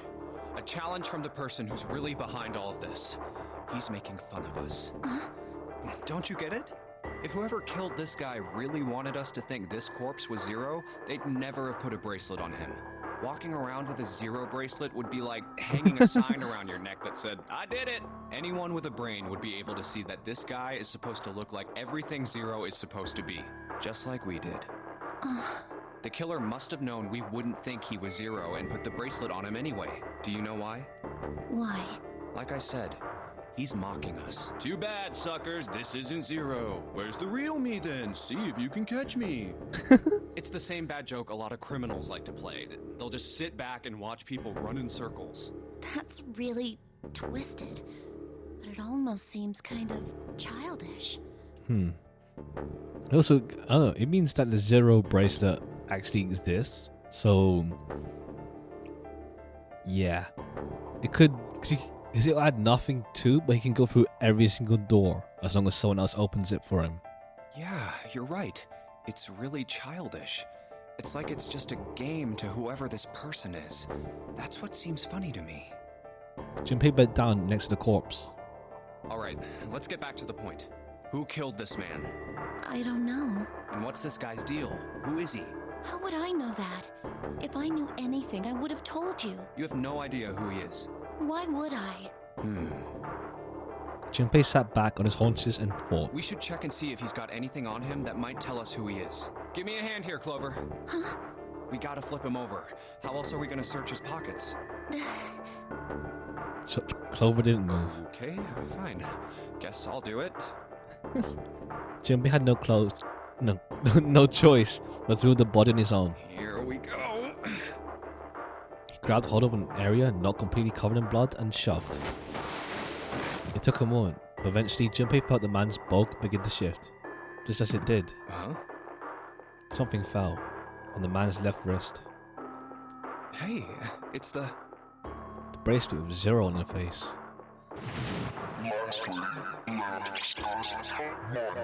Yep. Oh God. Junpei said of the bracelet. This man, he's dead, isn't he? Huh? No, it's just, I guess I didn't really think about it until right now. Ooh. If his bracelet's off, that means he's dead. Well, it's pretty obvious that he's dead.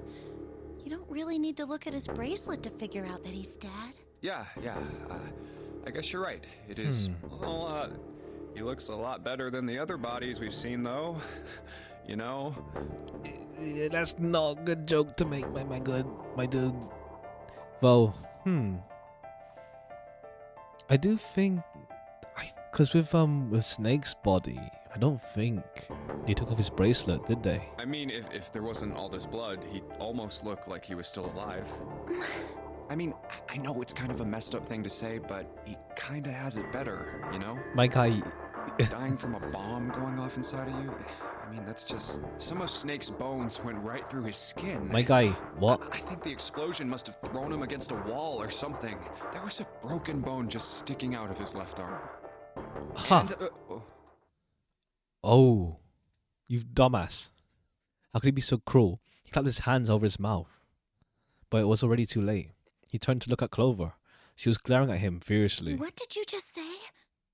Her words sounded cold. He knew an apology could hardly atone for what he'd done, but he tried anyway. Oh, man, I am so sorry. I shouldn't have said that. I really don't know what I was thinking. I mean... No, that's not what I'm talking about. What did you say about his arm? Arm? Yes, his left arm. You said it, didn't you? Well, yeah, I did, but I mean, didn't you see it too? Of course not. I could barely look at him. There's no way I was gonna see the details. Clover took a quick, deep Are breath. you sure it was his left arm? Ooh, here we go. The not actually Snake stuff. Let's go.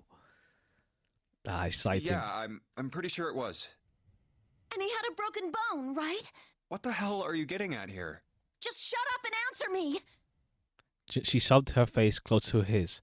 He could see fire in her eyes. Junpei winced and swallowed. Yeah, he did. It was pretty bad, too. The bone was sticking out of the arm. No sooner were the words out of his mouth than Clover's expression changed. Clover? What's wrong? Look, I'm sorry if I said anything.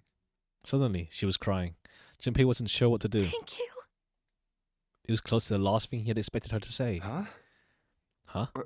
What are you... It's not actually Snake. Let's go. He didn't think he'd done anything wrong with your thanks, and he couldn't understand why she would have chosen that moment to begin crying. So he simply stood there, confused. Thank you so much, Junpei. She thanked him again, and then something even stranger happened. Clover threw herself into Junpei's surprised arms. Hey, what's going on with you? I'm sorry, it's just... I'm so happy. Why? The body in the shower room, it isn't his. It isn't my brother. Huh? It's not Snake. Why on earth would you think that? Because his left arm is... She stopped herself. I'm sorry. I really shouldn't be talking about this. Junpei decided it would be prudent not to press her for any more information, and she didn't wish to tell him. She certainly had a reason for doing so. So he has a prosthetic arm, maybe? Perhaps. More importantly, however, if Clover was so certain, then she was likely right. That meant that the body in the shower room wasn't Snake. It wasn't much, but that knowledge lifted some of the weight from Junpei's heart. He's still alive. I'm so happy. Tears shone in her eyes. Those tears melted Junpei's heart. As she cried, she had pushed herself up against his chest like a child. Junpei put his arm around her and held her tight. I'm so glad. Huh? Junpei, you were right. Huh? No matter what happens, you can never lose hope. You have to remember what's most important, and that's to have faith and to have love. If you can remember all of those, that'll bring you good luck. Clover reached into her pocket and pulled something out. That's... It was a laminated bookmark with a 4-leaf clover. I only made it here because you gave me this. I was suspicious of everybody. I was angry and miserable.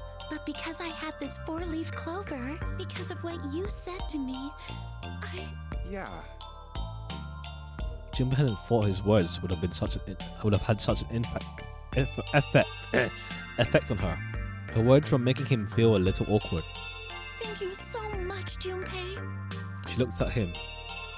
He scratched his nose and pretended not to notice something interesting somewhere else in the room. Oh, if you really want to thank somebody, you should be thanking Santa. Santa? Why? Well, he was the one who gave me that thing. And the words for each leaf, I got that from him too. Oh. Then suddenly, Clover broke away from Junpei. Huh? He looked confused. He hadn't thought she'd react that poorly. Clover began to pace across the room.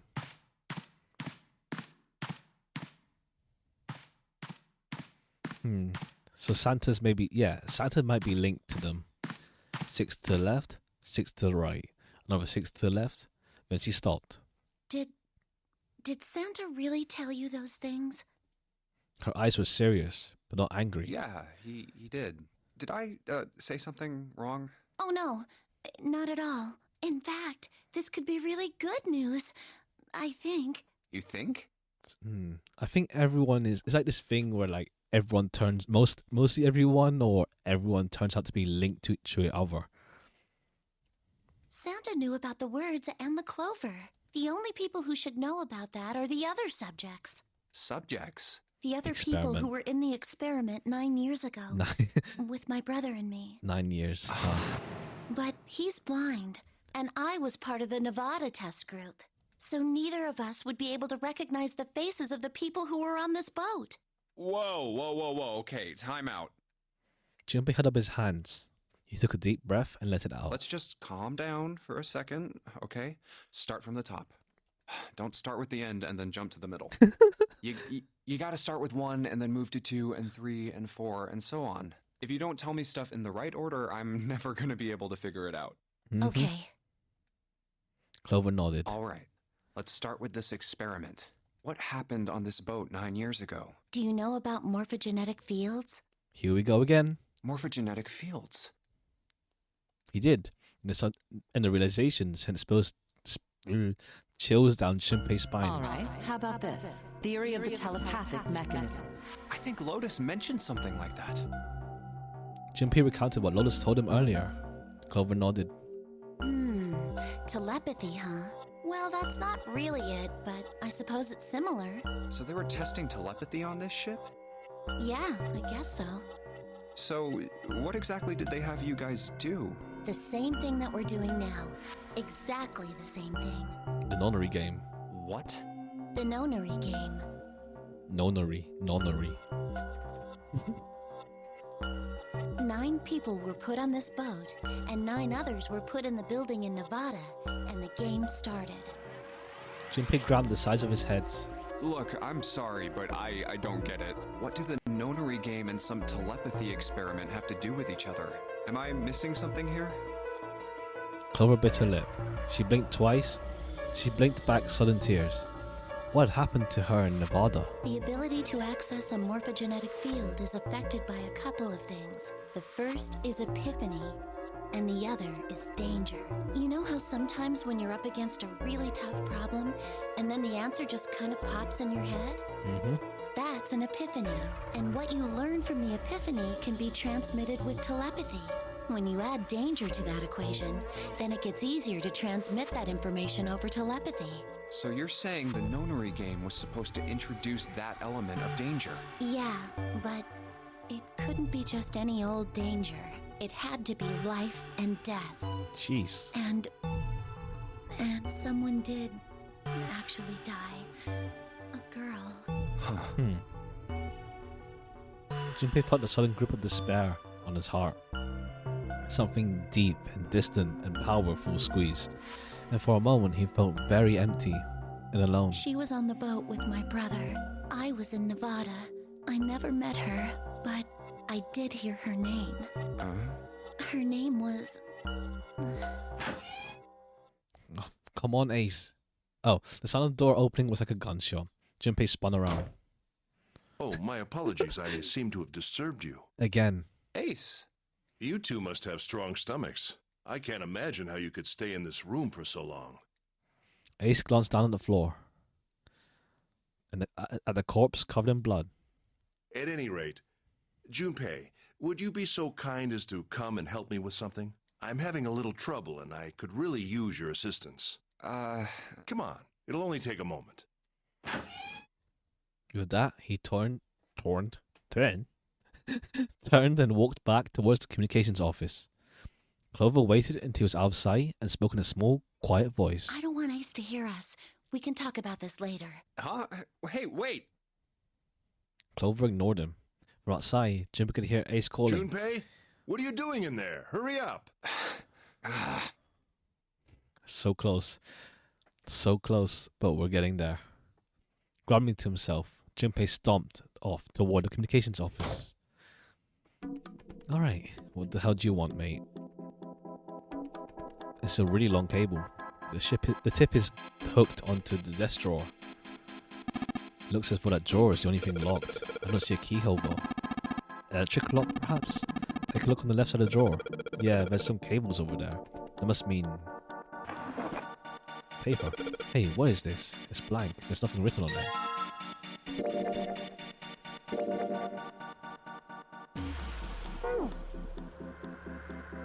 Headphones. Early telecommunications device. Most likely used to transmit radio signals of some sort. I experimented with it earlier, but to no avail. I imagine it's broken.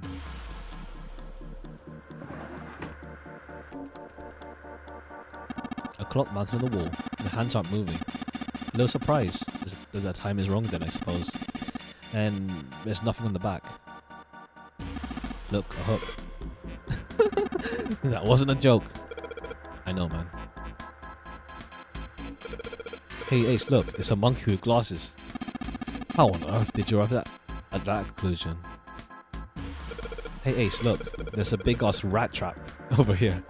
I told you, that's a telegraph key. It's a device that transmits messages through Morse code. It's a telegraph key, a machine for transmitting Morse code. I tried sending it SOS earlier, but I doubt that did anything. Zero would never make it that easy. So you think it's broken? No, it works. I'm just not sure if it actually transmits anything outside of the ship.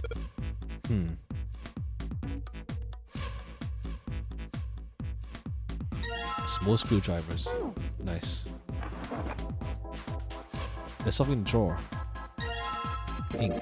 Full of ink. It's full of ink. Old telegraph machine. Nothing suspicious here. Alright, let's do the items and... Nope.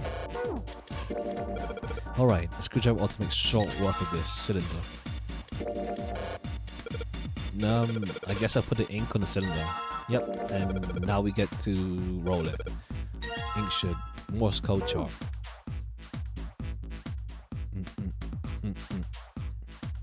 Alright, I got the Morse code I'm supposed to enter. When I do this right, something will happen. If I do this right, something will happen, I hope. Alright, let's give this a shot.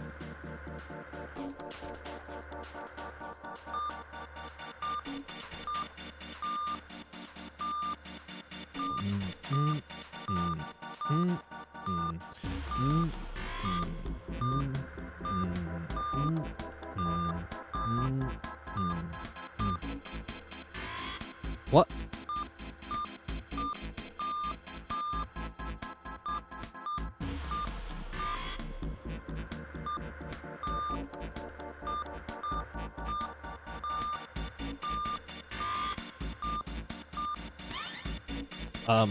Did I type? Did I typo? I didn't know this. Okay, I typoed earlier. This last one, and yes. Excellent work, Junpei. Good job. You seem to have figured it out. You even not the drawer. Nice. Dum dum. And a book. A red file lay in the drawer. Junpei reached down and picked it up. Looks like there's something on the cover. ALLICE. All ice. Alice. Does this mean... Junpei couldn't hold back. He has to know what's in that file. Jeez, hieroglyphs. They look like tiny drawings of birds, snakes, insects, horned animals, wings, and even kneeling humans. There are many pages in the file, and each one was full of these strange symbols. What the hell is this? He didn't realize he'd spoken out loud until Junpei Ace looked over him. They are hieroglyphs, a form of writing used in ancient Egypt. Ancient Egypt? That's right. Can you read them? Of course. I can't. What would make you think I could? What the hell? Everyone's so antsy. Junpei flipped through a few more pages. It wasn't just one or two pages that were covered in strange symbols. Every single page was covered in them. Whoa, the whole thing's like that. Trying to read them was pointless. Junpei wasn't going to waste any more time with them. He made to close the file, and something fell out. What's this? He bent down and picked it up. Oh, The a Mars key card. Is it Mars? There's a symbol on it that reminded Junpei of the symbols for the Saturn and Mercury cards. This one, however, had a dot in the center of the male symbol. Uranus. Oh, Uranus. That's the Uranus symbol. Ah, Uranus. Uranus. Same thing. Jim put it over to see Ace examining the card. In addition to the Uranus symbol, there were 3 words engraved on the card as well. Something's written on the bottom. Bottom deck library. This must be the key to the library then. So it would seem. Bottom deck library. Oh. Junpei remembered something he'd heard from Seven when he'd been in the chemical closet. 7 said something like, Alice sleeps in a small chamber past the forest of knowledge beneath the navel of the gigantic. could beneath the navel mean the bottom deck, and the forest of knowledge is the library? Then could Alice be in a room somewhere beyond the library? What's wrong? Something on your mind? Junpei blinked. Only then did he notice looking at him. Curiosity and concern written across his face in equal parts. Yeah. I just remembered something. Is that so? What about? Well, don't laugh, okay? There was no reason for Junpei to hide his thoughts. He began to explain his theory to Ace. When he stopped, it wouldn't make any sense if Ace didn't know who Alice was supposed to be. So he told Ace everything Jun had told him. The Egyptian priestess and Ice 9. Interesting. And the woman who wouldn't melt, who was recovered from the Titanic disaster, they called her All Ice, which eventually turned into Alice, and she was purchased by an English millionaire who called himself Lord Gordain. According to Seven, this ship is where he hid Alice. And you think that he hid her in a small room beyond the library on the bottom deck? Yeah. Well, I mean, it is just a theory. Ace stared off into the distance, his hand slowly and absent-mindedly stroking his beard. After a few moments, his hand stopped. He turned slowly to look at Junpei, and his brows drew together. Junpei, have you ever heard of the term CAS? Okay, it's your turn, my dude. Come, let's go. It's your turn. Cass. It stands for Cells Alive System. It is an advanced technology for freezing and preserving organic matter. Put simply, it is a technique that allows one to freeze things without the formation of ice crystals. Normally, if you freeze something fresh, water within its cells expands as it crystallizes, damaging the cell membrane.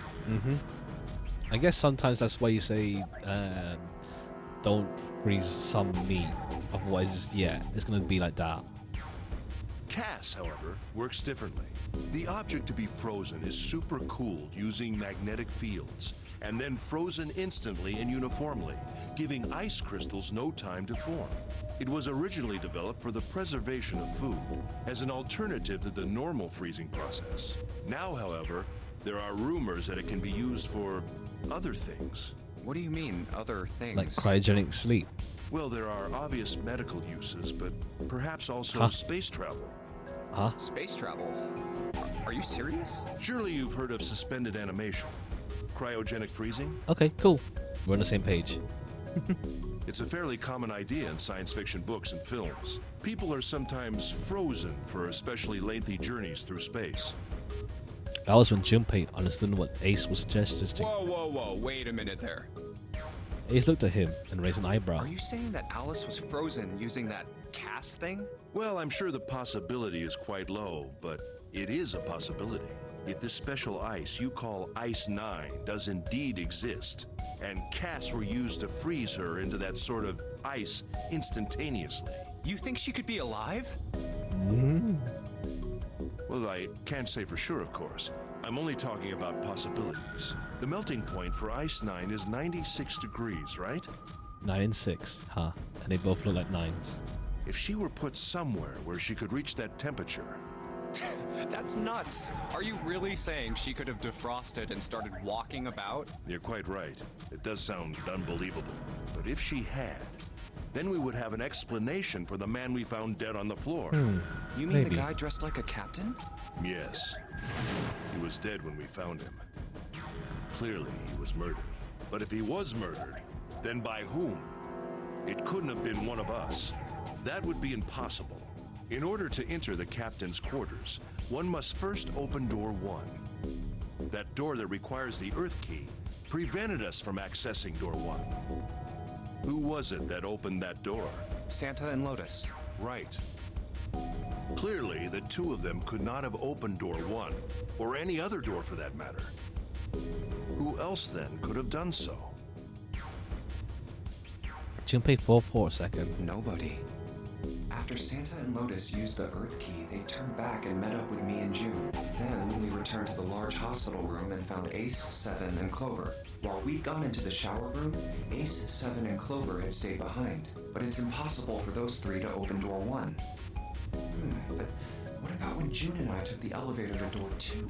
No, still won't work. We were only gone 5 minutes. No human being could have run to the captain's quarters, killed that guy in there, and run back that fast.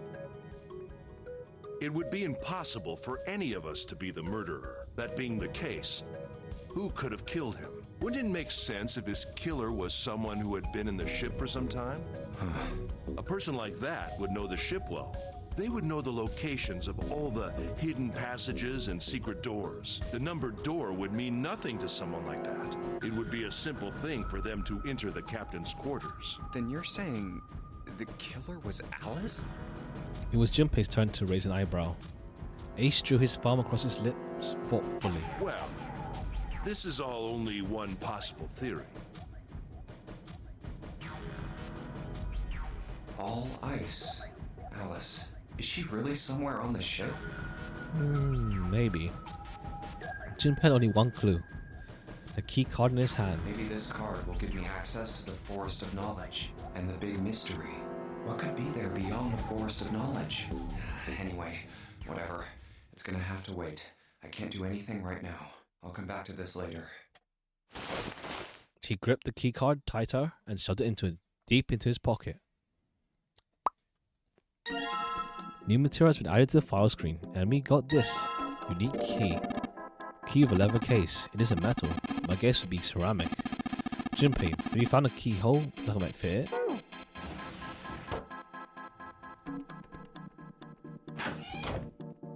Keyhole. I remember seeing one.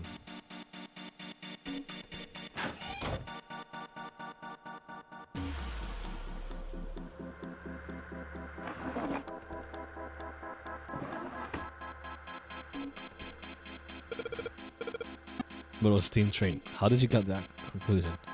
What this is? Probably some kind of radio transmitter. It looks like someone's been watching too much TV. You must have no goddamn idea what this thing really is. It's some kind of radio transmitter. Electronic key. Junpei, where are you going? We've searched the warehouse from top to bottom. There's no reason to go back. In fact, don't you think it would be wise to investigate the captain's quarters? I'm going to check both rooms, don't you? Nothing on the table. Old telegraph.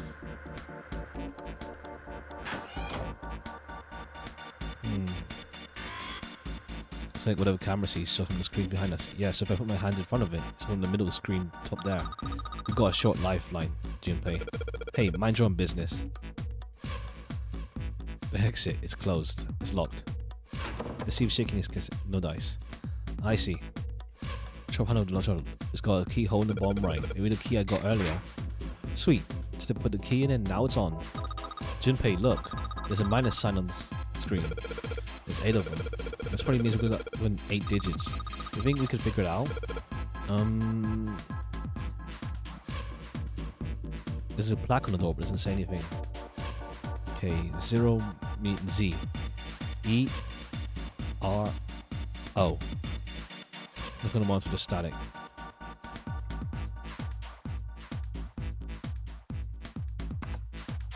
Nothing. So it doesn't work anymore. Z-E-R-O.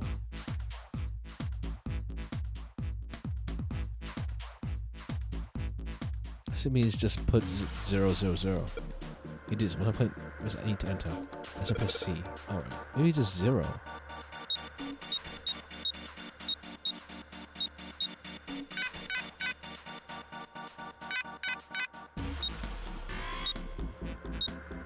A B C D E F G H I J K L M N O P Q R S T U V W X Y Z. So 26. Whoops. A B C D E. So 05.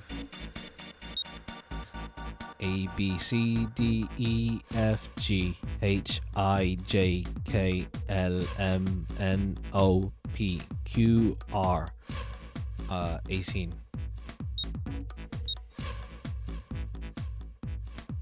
18. Q R S T U V W X Y Z. A B C D E F G H I J K L M N O. 15.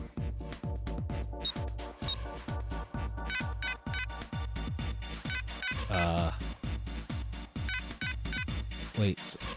A B C D E F G H I J K L M N O P Q R S T U V W X Y Z. 26. A B C D E 5. A B C D E F G H I J K L M N O P Q R 18. S T U V W X Y Z. Yeah. A B C D E F G H I J K L M N O. Yeah, LMNO. So that's 15. That's not the right solution. What's the passcode? I have no idea what it could be. Maybe a hint or some clue somewhere. I mean, what's that's what all the rooms you've been in like, you know? Let's look for it. A hint, huh? It's 0, but I know it's 0, but how do I translate it? Piece of paper with Morse code. I don't know if we need this anymore. E on the screen. Yeah, 0. Yeah. Oh. Come on. There's a piece of paper in here with some letters on it. Some kind of code. There's 4 letters. There's sort of O, N of 8, F, N, or V. Let's have to do number bases. Number base, alright.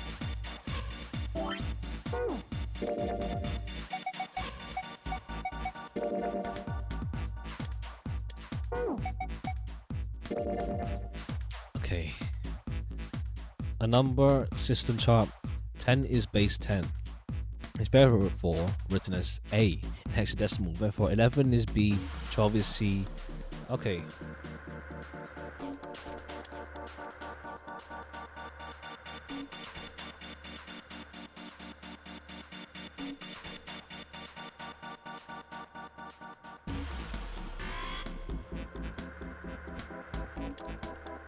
Numeral system 10. Okay, base 10. Therefore A is E, 14 is E. 14 is E. So base 10. 11. Okay, so 26 letters in the alphabet. So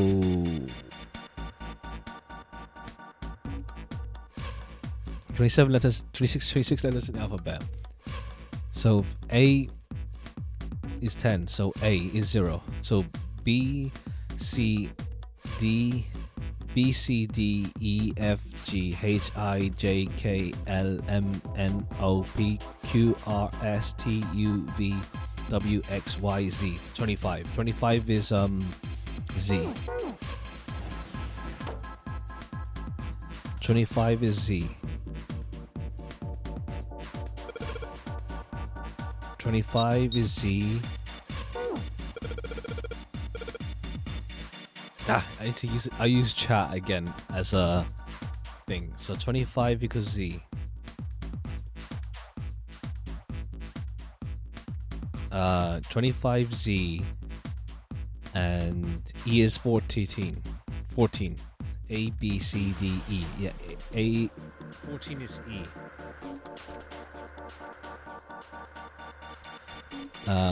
Okay. A, B, C. Okay, 0. Okay, A is thing. So A, B, C, D, E, F, G, H, I, J, K, L, M, N, O. O is 24. No. I've lost my mind. No. Yeah. No. I've lost it. No, Z is 35. Yeah.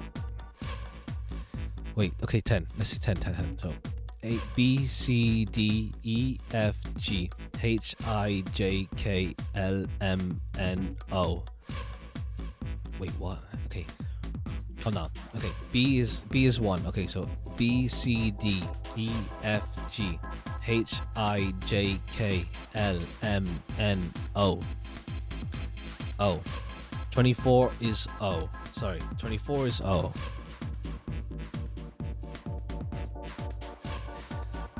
Okay.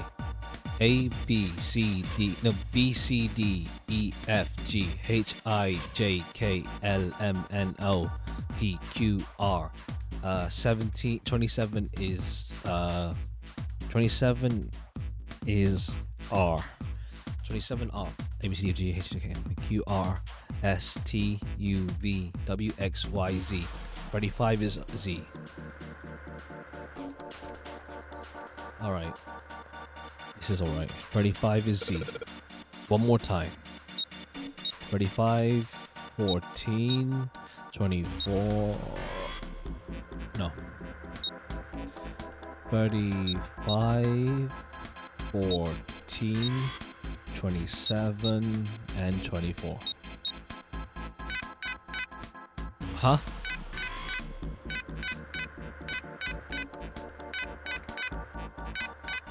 What? Shit. Wrong again. Hey, Junpei, didn't you find a list of numbers and letters? Do you think that might clue? Yeah, what the hell? 10 is base 10. Is therefore A in hexadecimal. Therefore, 11 is B, 12 is C, 13 is D, and so on. The chart shows the rules for each numeral system. What? 0, 1, 2. The hell? What?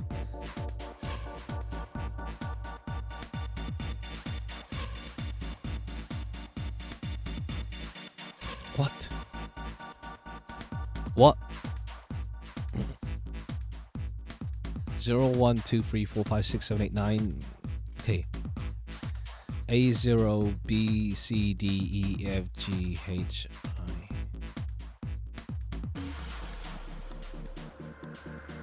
I'm not doing it wrong, am I? 14 is E, so E. Okay. B, C, D, E, F, G, H, I, J, K. K is 20.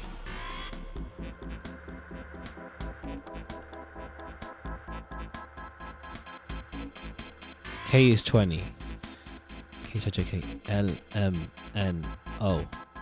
So that means it's 24. What? What? If this is her root, I know that. But I'm doing it wrong. What?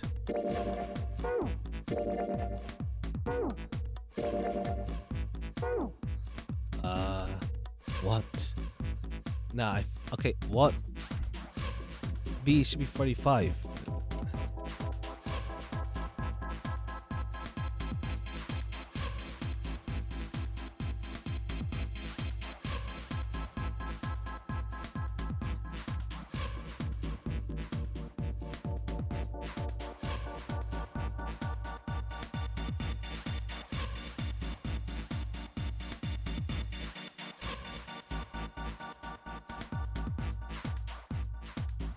What?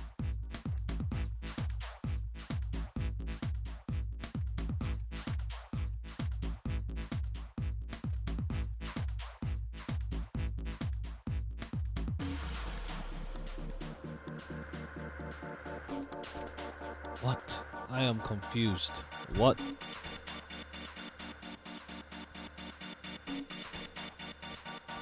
I should be right. What the hell? 35 Z E 14 R 27 24. Whoops. Damn it. Why isn't this working? Hey Junpei, look at the letters on the monitor. Do you think that's weird? You think maybe the letters on the list have something to do with each other? Yes, yeah. I should be able to convert. What? Hold on. What? Okay. 35 plus is 14. And then R is 27. And O is 24. What?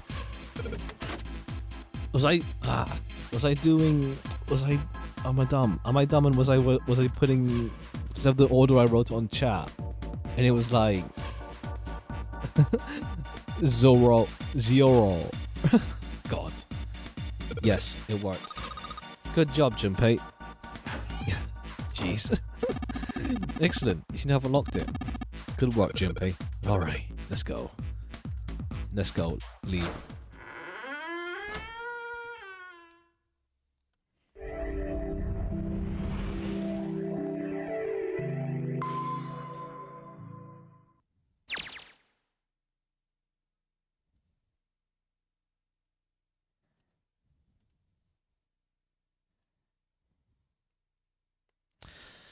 They stepped out of the captain's quarters and into another hallway. The hallway stretched on from Junpei for a bit before turning left like a great backward L. Right, let's go. Let's go. He ran and ran and ran. And then in the hallway was a door. That's the next door. He made straight for Wait, it. a piece of paper. He was nearly halfway to it when he noticed a piece of paper in the middle of the whole floor. Junpei skidded to a hole.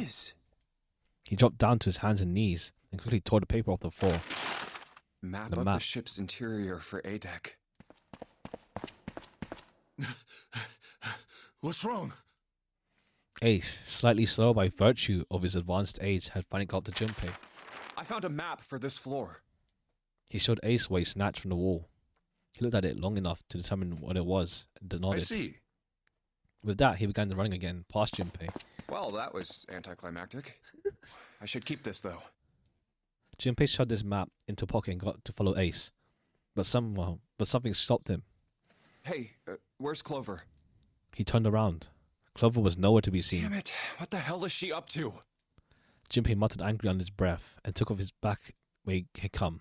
As he stomped around the corner, he saw her. She was standing in front of the door to the captain's quarters, her hand on the doorknob. Clover! Huh? As Junpei watched, she closed it gently and quietly. What the hell are you doing? Nothing. What do you mean, nothing? Clover had constantly put her hands over the pockets of her jacket as if trying to hide something. What the hell is that? What? You've got something in your pocket. What is it? Oh, this? This is a note. A note? Yeah, I found it in the pocket of the guy with the captain's clothes. It said something about the darkness of the sinister hand or something. What the hell? Let me see it. No, not right. The Junpei wasn't going to get to see it. On the other end of the hall, he heard Ace's voice. Hey, Junpei, Clover, what are you two doing? Hurry up! It's a bit off-putting when he put when it's like in text, like the number 2 in terms of because of the way the game just uses numbers is like off-putting. They don't put in words. It's weird to complain, but it's like it's a bit off-putting. He's getting mad. Clover shrugged. I'll show it to you later, all right? Come on, we gotta hurry. Before Junpei could protest, she was gone. Around the corner and off down the long 70L. A note. Junpei was curious, but there was something else that bothered him. From the look of that pocket, it doesn't particularly look like just a note. Jeez, what are you thinking? For crying out loud. Junpei did his best to convince himself that would make sense later and ran off of the Clover. I do know one of the other endings That's one of the bad endings to me to do. I think it's the easiest one to get, at least from what I remember. I don't know easiest, but more one that's obvious because I remember it. Based on what we'll be doing now, pretty much do the opposite in terms of Clover. The big stairs. Huh. So this is where it ends up, just like it says on the map. It was just what he expected to see after reading the map. His I see after reading the map himself meant that Ace probably realized the same thing. Ace, did he head down? He put his hand on the handrail and leaned over to look down. Oh, there he is. Look, the 4 others are there too. And not just Ace, Santa, June, Seven, and Lotus as well. Really? Let's join them. Junpei and Clover glanced at each other and hurried down the stairs. They reached B deck at the same time. Jumpy! Clover! June's face was excited. Something had happened, and that much Junpei could tell by looking What's at up? her. Given her situation, she was not inclined to be excited about sudden developments. June, however, couldn't contain herself. We found it! Found what? We found it! What did you find? The The 9. last door! We found door 9! What? Come on, just follow us. We'll explain on the way. Okay. 7 turned and jogged off down the stairs. Well, if that's the case, Unless Clover took the 0 bracelet, Wait for me. We should get going as well. the rest followed. Jumpy! We finally made it! The relief and excitement in her voice echoed what each one of them felt. It's finally time. Junpei wasn't quite ready to believe they'd really done it. Or at least, not just yet. Still, if everyone said that was door 9, then it probably We've was. reached the end. He could feel his heart racing. A mixture of anticipation and fear ran through his veins. He could feel his legs shaking. He was doing his best to maintain a sense of healthy skepticism. But he couldn't deny that the prospect of escape was an exciting one. Something's bothering me. Only 3 to 5 people can go through the numbered door. 7 of us are on our way to door 9. That means that, best case scenario, there will be 2 of us who have to stay behind. 2 people. Is there a way? Junpei looked over at the clock. 4:30. We've only got 90 minutes left. I've got no 19. time to wonder about it now. Another 9. hey, Junpei, June, what the hell are you two doing? Hurry! Santa's voice jolted Junpei out of his reverie. Let's go, Jumpy! June took off down the stairs, jogging quickly as she could. Yeah. Junpei followed.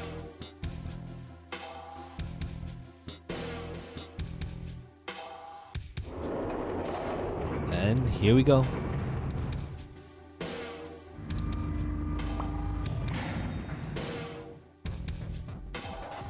As a group, they piled onto the elevator and rode impatiently down to E deck. Looked familiar. There was a metal grate between 2 elevators. Seven grabbed hold of it and began to talk. I know I told you I'd explain it earlier, but honestly, there ain't much to explain. After we split off from you guys, the 4 of us got into the elevator on the left, and that took us to the other side of the grate. After that, we headed down another hallway. It took us toward the bow and eventually to the number 6 that you two found earlier. We opened it and kept going.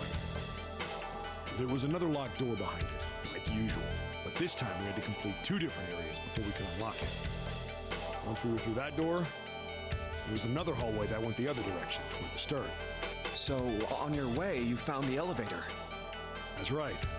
So, in other words, you kinda did a lap, huh? You came from that side to this side. Yeah. With that settled, Junpei looked around. So, where's the number 9 door? Over here. Follow me. Seven began walking down the hallway that led toward the stern. Junpei and the others broke into a jog to keep up with him. By the way, They had begun walking for a while. June in silent step with Junpei when she spoke. you know, it's because of Santa that we're all here right now. Huh? That all 7 of us are going to door 9. What? You don't get it? Santa, 7, and Lotus. What's their digital route? 3. So they could escape. 9. It's 9. That's right. They could have just left me behind and kept going if they'd wanted to. But they didn't. Yes, because Santa wouldn't let them. He said, we can't leave June and the others behind. That's why we went looking for you guys. And then you got on the elevator and went back to the central staircase. That's right. Well, I wouldn't have called that one. That Santa would be the one to stick up for you. Junpei felt his eyebrows knit as he considered Oh, don't get me wrong. that. Perhaps June had sensed Junpei's I don't concern. mean that Seven and Lotus said they wanted to leave me behind. We were just talking about it, and Santa objected to it first. Is that so? Junpei was about to respond when Seven suddenly stopped We're out. here. In front of them stood a door. So, is this... Yeah. Junpei couldn't see Seven's face, but could see a There's no nod. other place for us to go. Nope. Just look around. There's a big old iron wall at the end of the hallway. The other hallways on the left and right are blocked by metal grates. I see. He looked as though Seven was right. The door in front of them was their only choice. All right, let's get moving. He pulled open the door and walked in. Junpei took a deep breath and followed. There it is. It appeared they'd been telling the truth. No way. The first thing Junpei saw as he entered the room was the number 9. Like all the others, it was a rough thing made of red paint. The door decorated sat on the back wall of a rectangular room. I'm curious. I see. Junpei ran up to it. The 9 door. It was a large door with powerful styling. Something about it was almost majestic. And it made the red paint look especially garish. We're finally Garish? here.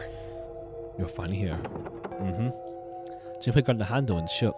It didn't budge, but then he didn't really expect it to. The red was bolted to the door, vacant next to the door. Simply displayed vacant. No doubt about it. This is door 9. Oh, finally! This is the last. Junpei felt a flood of emotion was over him. He felt a chill down his back, and his chest tightened, even as his blood began to boil. There's a moment of complete silence. Look behind you. He turned around. Behind? What? Junpei could scarcely believe what he saw. Why? A door and a 9. There's another one. Hey, what the hell? What the hell is going on here? His words came slowly. His brain struggled to understand what he'd seen. On shaky legs, he made his way to the second 9. It was a small door, set parallel to the door they'd come through, but in the other corner of the room. 9. There was no mistaking the number, and any more proof was needed. The red was bolted to the door next There's to the a door. red there too. And of course it won't open. He grabbed the handle and shook the door, not because he expected it to open, but because he had to make sure it was real. Why? Why the hell are there 2 doors? It was Ace who spoke first. Do you think perhaps one is the right door and the other is the wrong one? Lotus was skeptical. I don't know about that. It seems unlikely. What makes you say so? Well, think about all the rooms we've been through so far. They're full of puzzles, but there are always hints about how to solve them. I'm pretty sure there aren't any rooms where we just had to go with our best guess and leave it to instinct to solve the puzzle. Do you really think that at the very end of the game, Zero's going to suddenly throw in something that depends entirely on luck? That'd be a terrible game. Then you're saying there's some sort of hint in this room. No, I don't think there's a hint anywhere in here. I searched it very well when I was in here before. I didn't find anything that might have been a hint, though. Well then. Yeah, both of these are the right door. I mean, if you think about it, Zero never actually said there was only one door with a 9 on it. So you can split. Ah, I see. It is hidden, but an exit can be found. Seek a way out. She began to mutter himself. So if there are 2 number 9 doors, if we split it up right? That's not gonna work. Junpei blinked and looked up at Clover. She held her You've got a hand. notebook and a pen, right? Can I borrow them? Yeah, here. Slightly confused, he pulled them out and handed them to her. Look at this. Clover opened the notebook to a blank page and set it down on the desk. Everyone else gathered around her and watched as she wrote down a series of numbers. You get it? The numbers on the top are all the combinations with digital roots of 9. The the numbers on the bottom are the people who don't fit. There's only 8 possibilities if we split up into 2 groups of 3 or 4 people. So... If 3 people go through the door, then 4 are left behind. If 4 go through, then 3 are left behind. Right? yeah. Clover nodded, almost as if she was pleased with herself for solving a difficult math problem. No way.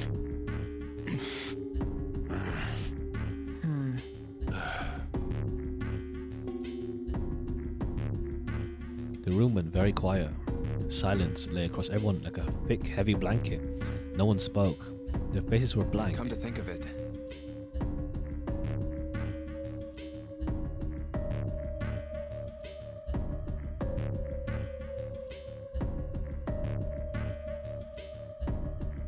Desperate for something else to look at, Junpei turned his eyes to the room around him.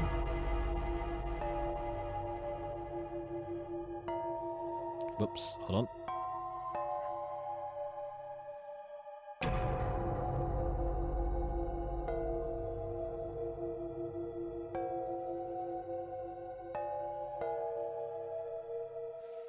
what is this room?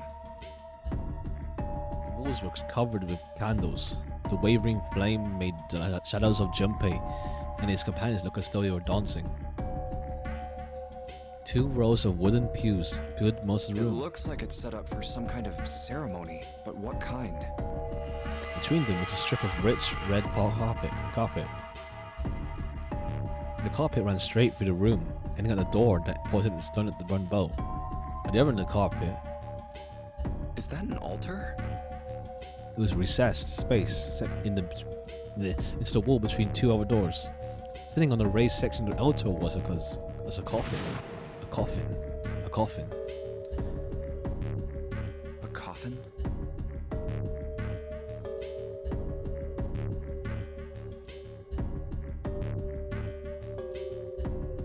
No, it couldn't possibly be.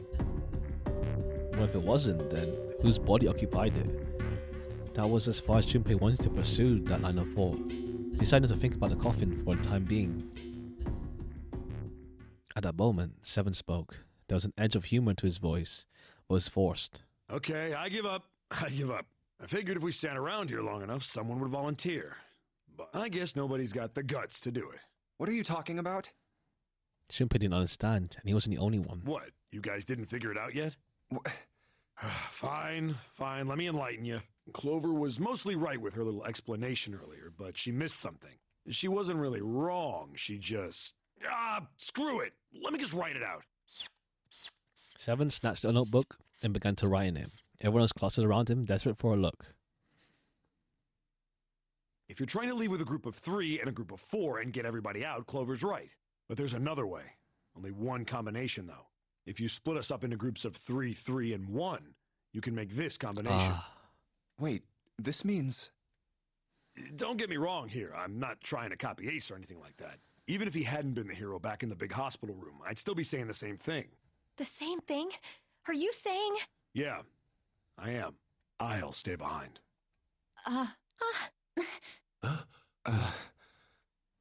Why are you acting so heroic all of a sudden? Are you some kind of idiot? Lotus was the first to speak. That in itself was a little strange. She'd reacted much differently when Ace had No, volunteered. I'm completely against this. I'll be goddamned if I'm gonna have to owe you for getting out of here. The rest of them began to speak all at once. I'm against it too. I didn't want to leave Ace behind, and I don't want to leave you either. I don't like that idea. There's gotta be other options. I disagree as well. I can't say I care much for you being the hero. Finally, they quieted down. Junpei looked at Seven. Well, there you go, Seven. Proposal denied. Clover's right. There's gotta be a better way than this. Seven made some noise that was somewhere between a derisive snore and a cough. Doesn't make any sense. He was doing his best to pretend they were making a foolish decision, but Jimmy could see the twinkle of water at the corners of Seven's eyes. That was when Santa spoke. Whoa, hold on a minute. I haven't said anything yet.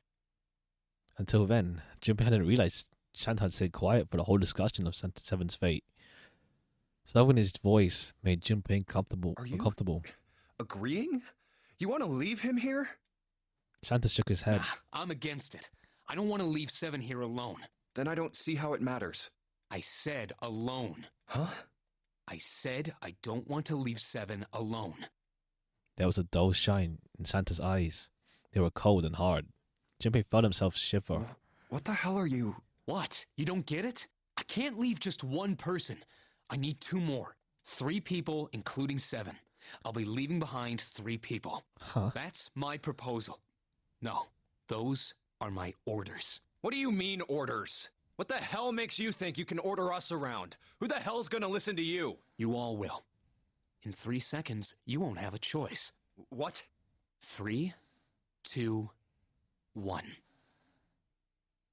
Santa was so fast, Jimmy could barely see him. When he moved, it was almost like watching a dance. His feet moved like lightning. He spun and... Jeez. He had June. See? I told you.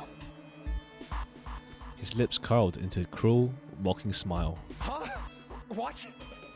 A shudder traveled the length of Junpei's spine. His chest froze and he could feel his breath go stale in his lungs. Nothing made sense. Junpei felt as though his head were about to explode. Santa's sudden change in attitude, saying that he needed 2 more. The gun in his right hand, a revolver. Santa grabbed June from behind and pressed what Junpei's shaken brain identified as a revolver, roughly against her table. Why? Temple. Why? What the hell is that? Why on earth had Santa possibly found a gun? Junpei's questions roared in his mind, but his mouth refused to ask them. 7 spoke, almost as though he had sensed Junpei's confusion. The gun's from the other room. What room? One of the rooms behind door 6. I should have known he was gonna do this. I should have taken the gun. Well, it's too late now, fat ass. Damn it. A mixture of fury and frustration twisted Seven's face as he glared at Santa. Santa, for his part, didn't so much as flinch. The corner of his lip twitched into a slightly wider smile. Then the smile faded and began to move. He walked backwards, dragging June with him. Before long, his back was resting against the door. On the wall next to him was the red. He put his hand on the scanner panel quickly and then forced June to do the same. Now, time for you to start following my orders. Ace, Lotus, congratulations. I've chosen you to come with me. Put your hands in the red. 3 plus 6 plus 1 plus 8, 18. That's what Santa meant when he said he needed 2 more. Hey, you deaf? I gave you an order. Santa's eyes narrowed to slits. He glared at Ace and Lotus. They stayed frozen, like deer caught in the headlights of an oncoming car. Fine. I didn't want to waste any bullets, but you guys just don't get it. No sooner were the words out of Santa's mouth when his hand twitched, and then the gun roared. A section of the floor exploded, scattering wooden splinters across the floor. A thin plume of smoke snaked out of the floor in the floor. There could be no doubt the gun was real and worked. He really shot it? But why? Santa, why are you... Clover's voice spoke of betrayal and disbelief. Santa, I thought you were one of us. I thought we were friends. What? You knew about the leaf words and the 4-leaf clover. Santa's cheek twitched almost imperceptibly. What the hell is that shit? I've got no idea. You're lying. Shut up. Just shut up, you stupid bitch. You want me to put a bullet in your fucking head? Flecks of spit flew from Santa's mouth. His face twisted with rage. Clover recoiled, her eyes wide. When she spoke, her voice was very small. Santa. He snorted, then shook his head vigorously and turned to face Ace and Lotus. All right, assholes. What are you still standing there for? Get over here and scan those bracelets. I don't have all day. Oh, what's the matter? Your hearing's starting to go? Going senile, maybe? Ace and Lotus still didn't move. It almost seemed as if they couldn't move. June's face was pale behind Santa's arm. Her eyes were wild, and her chest heaved with every quick breath, like an animal cornered by a predator.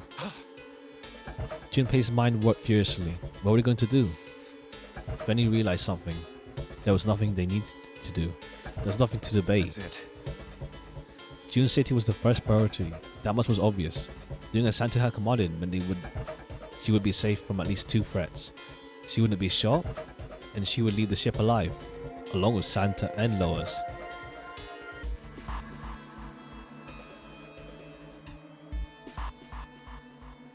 There was only one thing for Junpei to do.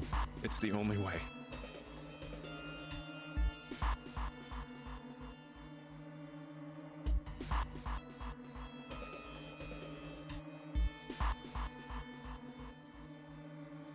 He turned to Ace and Lotus. Please, go. Huh? No way. Jumpy, what are you saying? If you stay here, you're going to be stuck, Jumpy. And so will Clover and Seven. I know, but you don't need to worry about us. We'll figure something out. Right, Seven? Right. You just leave it to us. It's gonna piss me off to do what Santa says, but... Don't worry about me either. There's still something I have to take care of. No, you can't! Ace, Lotus, don't come over! Don't worry about me, please! June was almost crying. Junpei walked around behind Ace and Lotus. He gently placed a hand on their shoulders. Please. And pushed them towards the door. They almost stumbled, then righted themselves and took another step, and another. They turned around and Junpei nodded. Oh, all right. Fine. Ace and Lotus turned around again and walked slowly toward the door where Santa was waiting for them. After what seemed like an eternity, they stopped in front of the door, marked 9. Santa smiled. Alright, now let's get those hands on the scanner panel. Is this Johnny Young Bosch? Or does it sound similar? What's the holdup? What? You think I'm fucking around here? I don't give a shit about this girl. The red doesn't need a person, you know?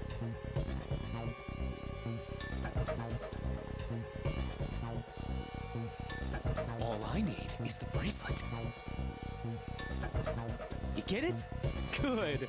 Now put your fucking hands on the scanner. I'm not gonna say it again.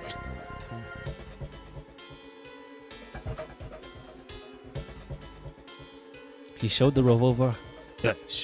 He shoved the revolver harder against June's head, and she winced. Fine. Ace sighed, defeated, and placed his hand on the scanner panel. Lotus went next.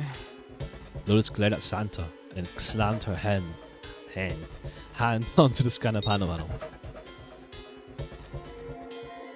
The 4th asterisk blinked on. Good job. Now, Lotus, pull that lever. As soon as the door opens, you get your ass in there. Try anything stupid, and you know what happens, right? Damn it. Junpei could almost hear Lotus's teeth grind.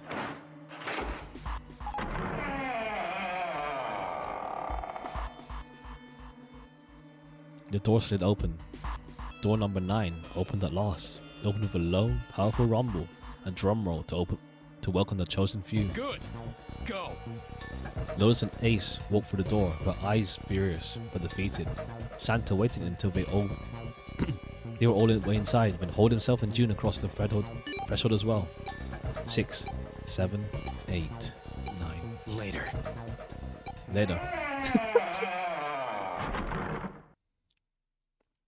After exactly 9 seconds, the door swung shut. The gust of air it created caused the candles on the altar to flicker and die.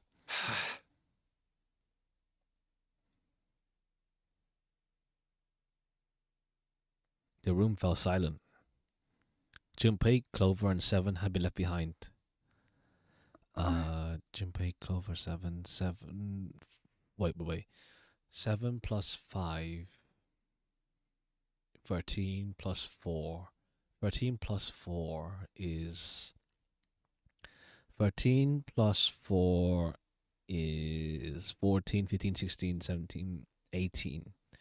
Wait, 13 plus 4. 14, 17, 8, 9 is 8. Door 8. But if we add, let's say Snake is alive. So 2 plus 7, 9, plus 5, 14, plus 4, 18, 9. Yeah, if Snake is alive, we're cool. Clover looked down at her hand and traced with her finger the faint blue veins that crisscrossed them. 7 shoved his arms into the front of his overalls and scratched his stomach. No one spoke. Silence made the air feel thick and oppressive.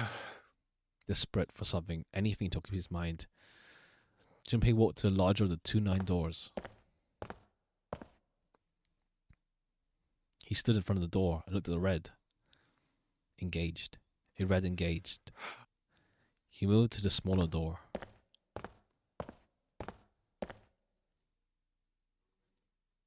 It read vacant. The digital root of the remaining people was 7. Oh, 7. I miscounted. There's no possible way for them to open the door with 9 on it. Junpei touched the surface of the door. June. He thought about June, about Akane Kurashiki. Was she safe? That was all that mattered to him. If she was alive, if she had escaped this horrible boat. That was what Junpei prayed for. 7 came up next to him. He pulled off his hat, scratched his head and sighed. So, what do you want to do, Junpei? What do you mean, what do I want to do? What can we do? 7 opened his mouth to respond when... Ooh. A noise echoed through the room. Someone was pounding on something vigorously. It wasn't mechanical. It was certainly human. Junpei and 7 looked at one another. What the hell is that? Shh, quiet! Clover motioned to 7 to be quiet. She put one finger to her lips and closed her eyes in concentration.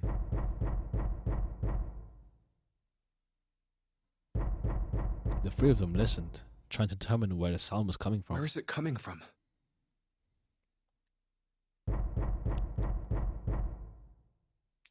Could it be? Here we go. Hey, I think it's coming from this coffin. You're right. Let's open it. But how? What are those muscles for show? You're telling me to force it open? Just shut up and try! 7 and... Junpei and 7 grabbed hold of the coffin. He tried to get a good grip of what little purchase they could find and pulled with all their strength.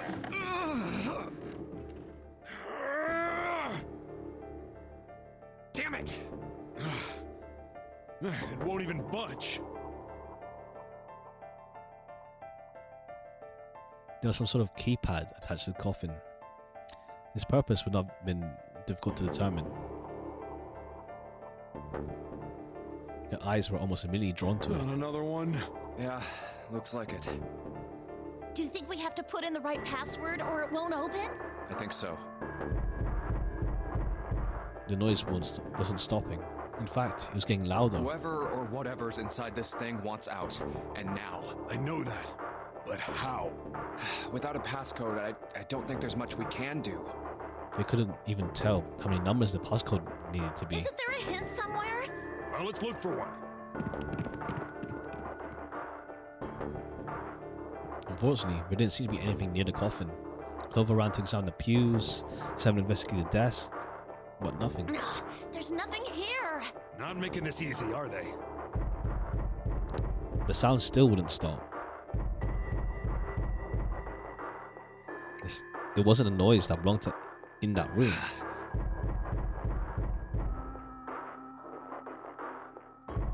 What's the passcode?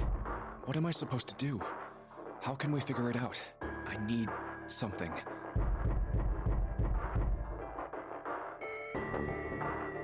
Oh boy. To be continued. And yeah. This is the ending I got originally in my DS playthrough, and it's the one that leads towards the true ending, except you need to do all the other bad endings first. Unfortunately, that's the wrong answer. Actually, I'm Santa.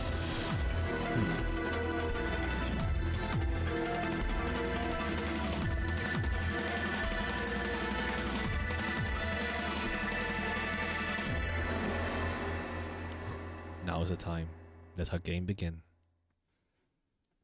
But yeah, I think you need to get You've reached one ending. This game has multiple endings. In order to experience all the endings, you need to play through the game multiple times. Be sure to save your progress now to retain all the information you required. Memory of Escape has been added to the tile screen. Memory of Escape allows you to replay the escape rooms you have completed. Yeah.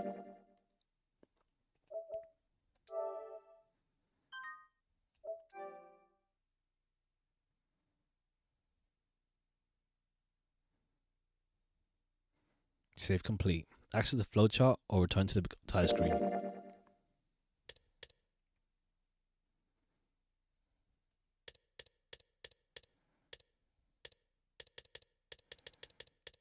If I remember correctly.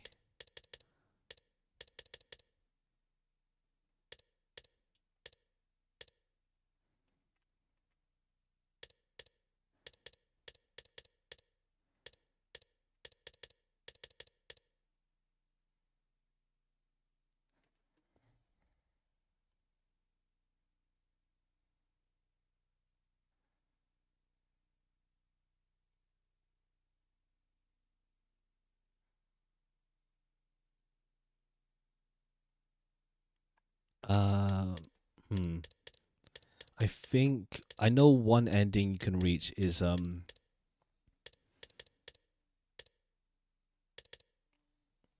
what's it called? Messing up is not talking to Clover properly.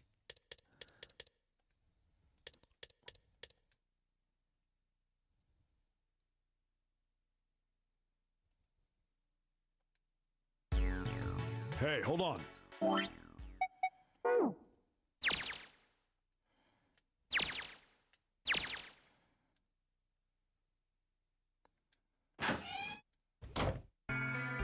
Alright, now we skip over this.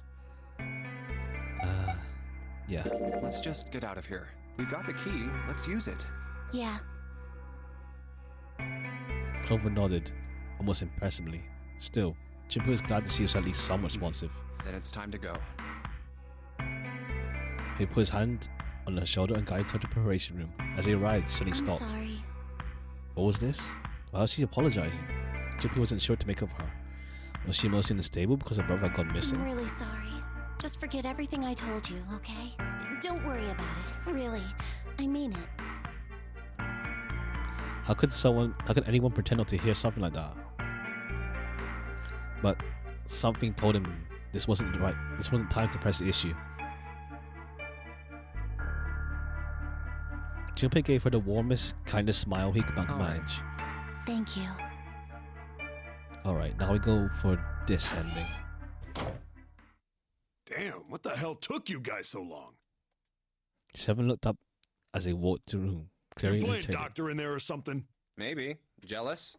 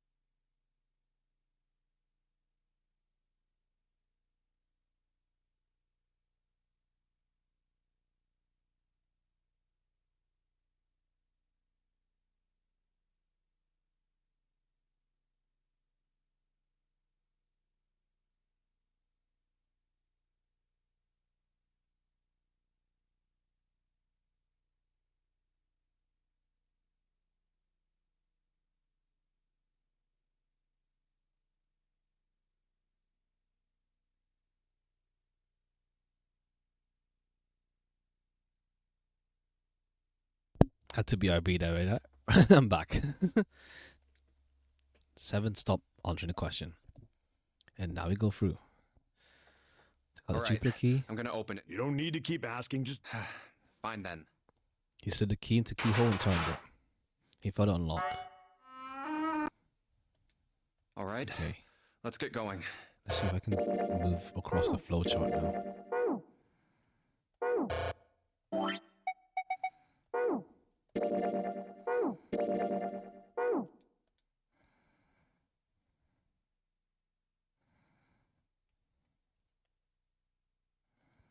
Okay, it's a lot more simple now.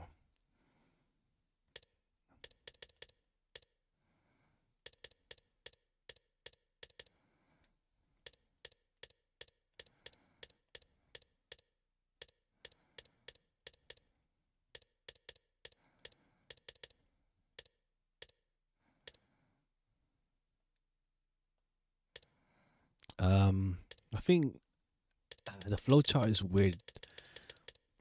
It says, okay, I think locked means that I screwed up the thing and now I'm wrecked.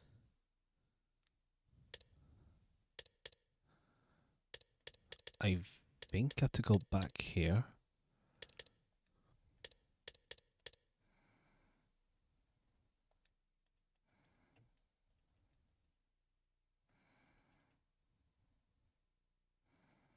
The monitor part, yeah.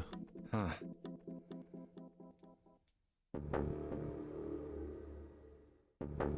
I know it's important to figure out who this guy is, but don't you think we should figure out how to get out of here first? But... Please, I don't want to waste any more time. Clover looked miserable, as if she could start crying at any moment. Junpei just didn't have the heart to tell her no. All right, sure thing. With his mind playing tricks on him, Junpei wondered a moment. He could have sworn he'd seen Clover smile.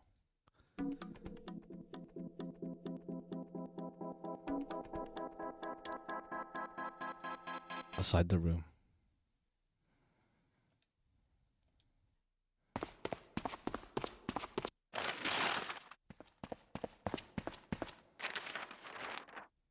Okay, it's a lot more simple than having to do everything again, I think, at least. What the hell? Come on, we gotta hurry. With that, Clover ran straight past the confused Junpei. As she did, he caught something on her back. Clover, what's that on your back? Sticking up from her collar was something that looked like a big wooden stick. A stick? Hey, Clover, what the hell's that thing on your back? She didn't respond. Instead, she quickly turned the corner and disappeared. Is she ignoring me? For crying out loud. Junpei did his best to convince himself it'll make sense later and ran off after Clover. Okay, this game did it a lot more better in terms of the remastered version made it so it's not asked to get the other endings. He reached B deck at the same time. Jumpy! Clover! June's face was excited. Something had happened. What's up? Given the situation, he was not inclined to be excited about sudden developments. June, however, couldn't contain herself. We found it! Found what? We found it! What did you find? The last door! We found door 9! What? Come on! Just follow us. We'll explain on the way. Okay. 7 turned and jogged off down the stairs. Well, if that's the case... Wait for me. We should get going as well. The rest followed. Jumpy! We finally made it! The relief and excitement in her voice echoed what each of them felt. It's finally time. Junpei wasn't quite ready to believe what he'd really done, at least not just yet. Still, if everyone said that it was door 9, it probably We've was. reached the end. He could feel his heart racing. A mixture of anticipation and fear ran through his veins, and he could feel his legs shaking. He was doing his best to maintain a sense of healthy skepticism, but he couldn't deny that the prospect of escape was an exciting one. Something's bothering me. Only 3 to 5 people can go through. 7 of us are on our way to door 9. That means that, best case scenario, there will be 2 people. Is there a way? 4:30. We've only got 90 minutes left. Hey, Junpei! Let's go! Yeah, we've been through this, but I don't want to let me skip. I guess there's a slight difference in who's talking. Yeah, I just reached C-Deck when Clover spoke. What about door 2? Everyone else stopped. We all turned to look at Clover. 7 spoke. What about door 2? Door 2 is the only one we haven't gone through it, I mean. Door 2 is 4 plus 3 is 7 plus 7 plus 5. Yes, that is true. Are you guys okay with that?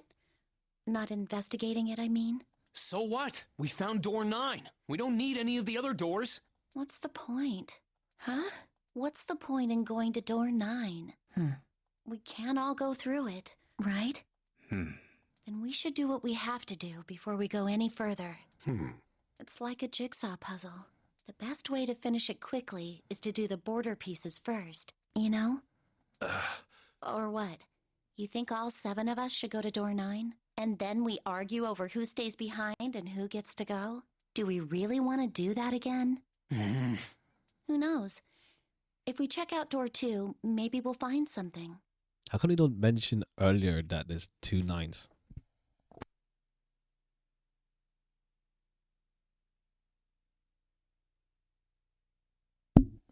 Maybe we can find a way to get all of us out. I don't know what might be in there. We may not find anything. But don't you think it'd be better to at least have a look? I mean, am I wrong? Does that sound wrong to you guys? Yeah, you do have a point. The others nodded in agreement. The last time I checked the clock, it was 4:30. It's not like we've got a lot of time, but if we're quick about it, we might have time to take a look. You're right. Let's go take a look at door 2. They were back in front of the elevator. Nearby was a large hospital The room. elevator can take us down to door 2. Who shall go then? Let's see. Me. I'm going. Then June, 7, and I need to go with her. Oh! I see. Damn. Hey, why do you get to... I don't mind. We'd only waste time arguing over it. Let's Jumpy, I'm okay too. See? Can we just go now? Fine. All right, let's get going. I'll see you later. Okay. Be careful. Alright. They climbed into the elevator, and Junpei listened to it creak and rattle its way to the bottom deck. Only Junpei, Ace, and Lotus were left. 5, 8, 1. 13, 14, 5. Lotus, would you be so kind as to go with me? Go with you? Well, I didn't think people still talked that way outside of the 1950s. Well, I'm a mother. Would that be a problem for you? Oh, okay. That wasn't what I meant to... I was hoping you would come with me. Seriously, though, I was kidding. So, where was it you wanted to take me? There's something I wanted to show you. Hey man, what the hell? I'm not important enough? Well, it's not like that. Once I've shown Lotus, I'll show you. Really? Of course. Ace's smile was friendly. Fine. Do whatever you want. Thanks, Junpei. Are you coming, Lotus? Fine. Doesn't look like they're going to be back anytime soon. I might as well go and see whatever it is you think is so important. Thank you. Well then, shall we go? Ace turned and began to walk. Lotus followed. They disappeared into the hallway to the left.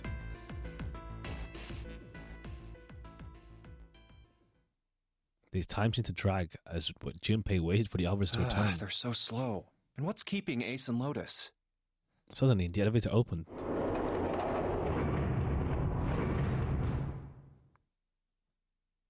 A single person stood there. Clover! I guess you're the first one back. It was only Clover inside. He didn't see the rest. She looked at Junpei, then slowly, purposely, stepped out of the elevator. The door closed behind her. Where's everybody else? What happened? She didn't answer. Instead, her eyes swept through the room and set on Junpei. Where are Ace and Lotus? Oh, Ace said he wanted to show Lotus something, so they went into that hallway. Junpei explained what had happened. Oh, then they went over there? Her voice was small and timid. Yeah, I think so. He repeated his earlier question. So where are June, Santa, and Seven? Why aren't they with you? You really want to know? There was something wrong with her smile. Yeah. Okay, sure. Here, let me show you. Clover pulled something out of her pocket and tossed it onto the floor at Junpei's feet. Huh? He looked down. On the floor in front of him were 3 metal rings. Bracelets. Oh my god. Oh, holy shit. Junpei collapsed. No. No way. No way. This has got to be some kind of joke. This can't be real. Junpei's body felt like rubber. His heart felt like a cold lump in his chest. His hands shook uncontrollably. Sweat poured down his face. The 3 bracelets sat there on the floor beside him. He could see the numbers on their faces. 3, 7, and 6. Yep.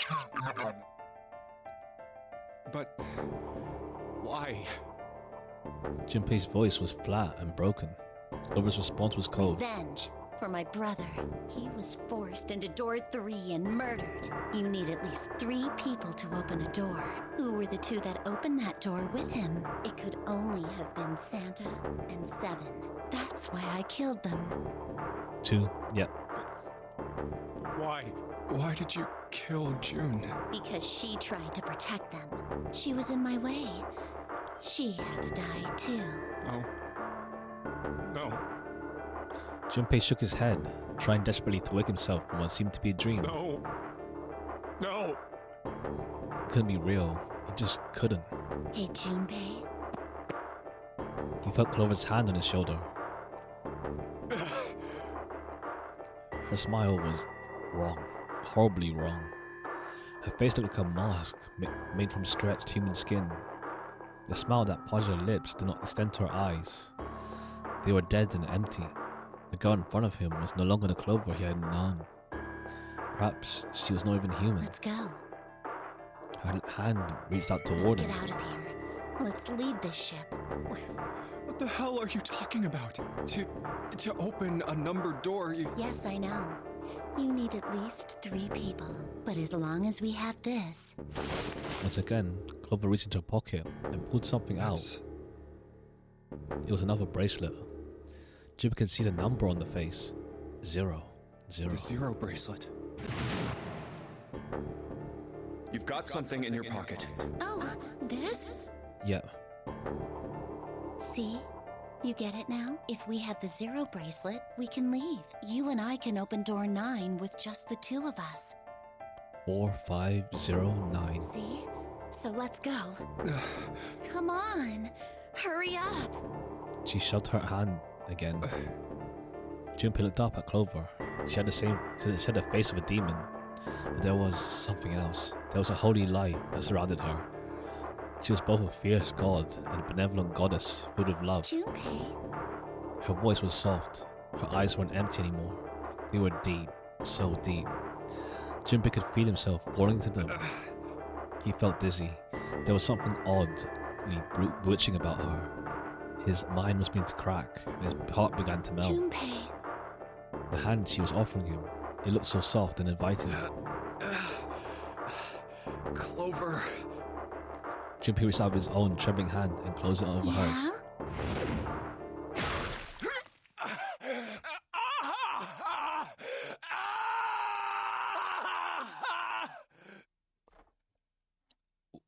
Whoa.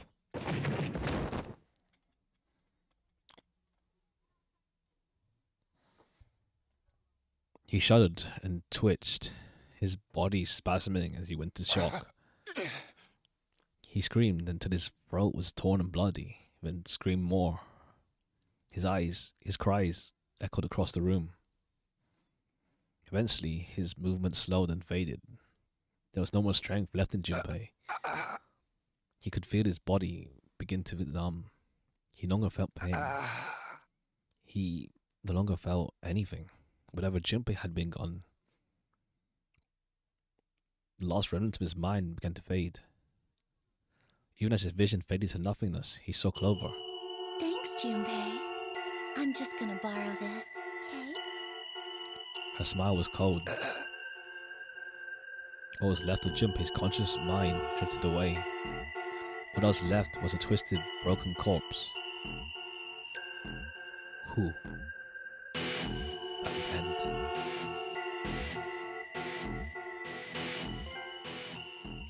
Let me ask you a question. Okay. Yeah, save. Alright.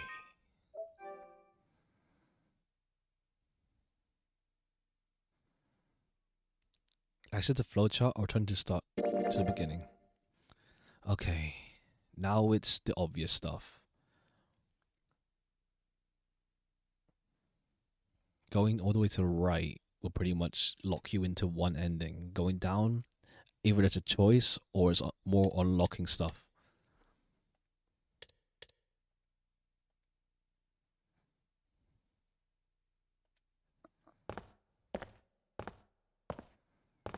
Just seeing. Let me see if I can access the flowchart from here. God. Okay, yeah, you can just access it from anywhere.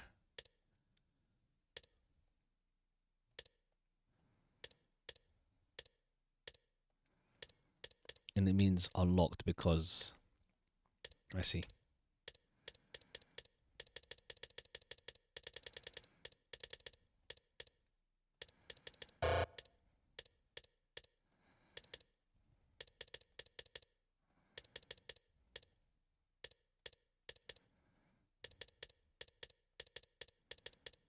Okay, cool. This one is the most obvious, but it doesn't seem to branch anything. Unless it branches all the way down here. And whatever room you chose up here affects the room you chose down here.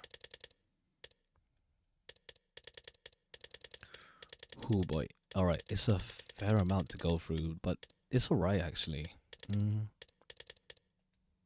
The 4 and 5 doors. Alright.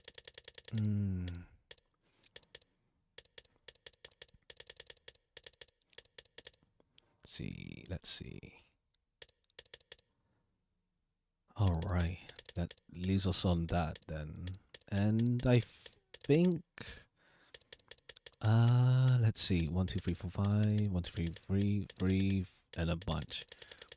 Alright, there's gonna be a whole other escape room here.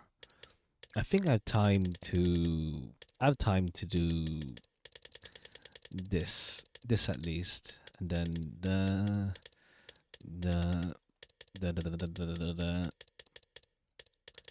all right. 3, 7, 8. Either locks you in there or there. Alrighty.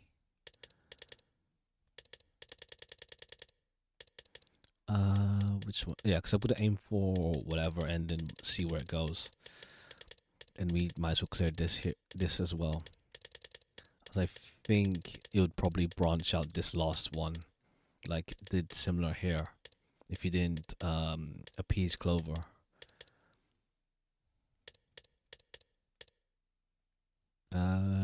Let's just. Hey, hold on. Because it's a bit bothering that it's saying its thing.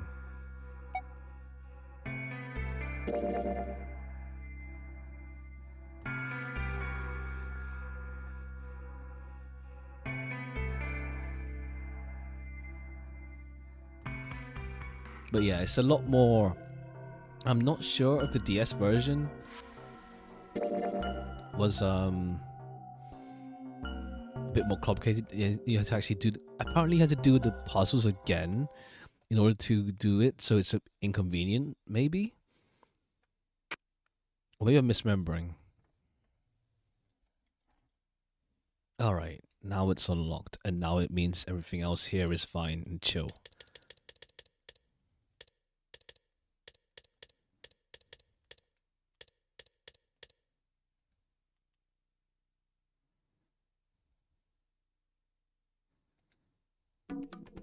Huh.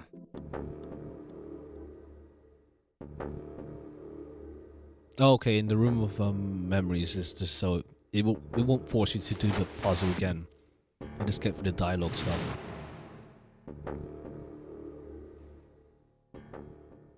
Oh, and when you did it, you realize that the bracelet could come off, and we're all good.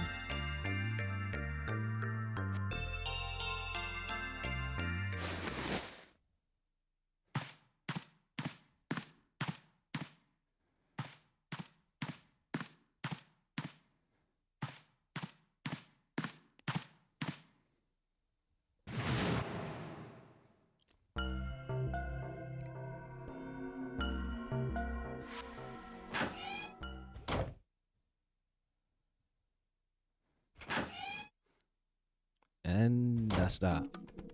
Alright. Yeah, okay, it just bothered me. I think it just, yeah, it would have wanted you to get the actual unlock, or else it'd think you're on the wrong path. Maybe.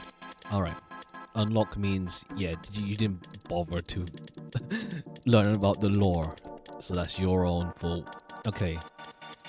We should do this one then. But I think I'll leave that to next time as we explore all the possibilities. Yeah, as we go through this room, these rooms, this, and this. I'm tempted to make this the game I continue on the weekend. Because I have to move Evil Within to Saturday instead, so I might do this on Sunday. We'll see. But nice. This is a lot more easier to go through the possibilities than it was before.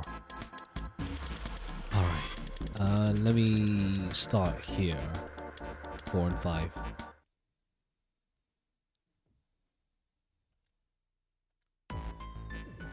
We should talk it through.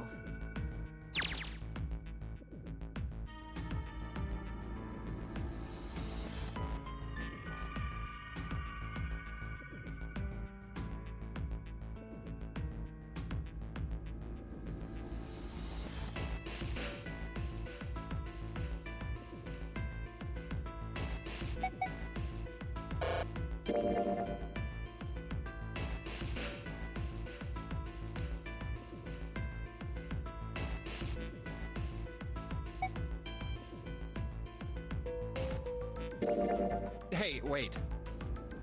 And now we go for door 5. Junpei's cry echoed across the room. The 4 people walking toward the door stopped and turned back toward I want to him. go through door 5 too. The words were scarcely out of his mouth when Jun spoke up. What are you saying, Jumpy? If you're going through that door, then I'm going with you. He turned around to look at her. No, you can't. I can't take you with me. Why? Well, you know what's in there, don't you? Are you sure you want to see that? Well... June opened her mouth as if to say something. I realized her hair's clipping through her clothes. Or is it like a scarf thing? So it's, I guess, yeah. But instead of... June opened her mouth as if to say something, but instead closed it again and looked at the floor. Junpei felt an ache in his chest and cleared his stress, but the choice was not his to make. There's nothing else he could do. Junpei turned away from June, doing his best to silence his turbulent emotions. Please, let me go into door 5. Seven scratched his head and looked at the young man. Man, now we're right back where we started. You know that? Junpei's bracelet is number 5, right? If we are going to add Junpei, then we must subtract 5 from the rest of us. Snake turned to Ace. Ace, please, take good care of Clover. Oh, all right. That's fine.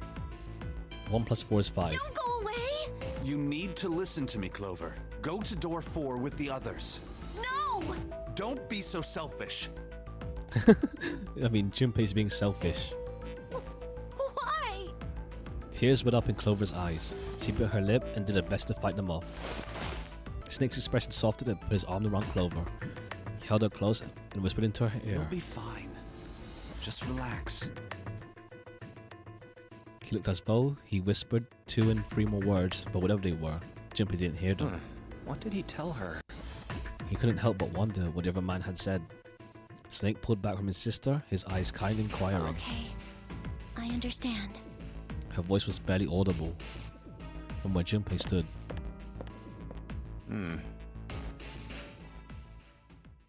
Before long, new teams were assembled. Let's make sure we've got this straight. Those going to door 5 are me, 7, and Snake. 7 plus 2 plus 5 equals the digital root of 14. Yep. And those going to door Lotus, 8, and the digital root. We're okay with this. No problems here. Yes. Mm-hmm. Let's do it. All right then. Snake, 7, and Junpei scanned their numbered braces in quick succession. The screen of the red showed 3 asterisks. The lever's all that's left. Okay. All right then. Let's go. Junpei glanced around one last time, his hand resting on the lever of the red. Okay. Please be careful. Concern was written plainly across her face. We will. Junpei looked at her in the eye and gave her what he hoped was a reassuring nod. He pulled the lever.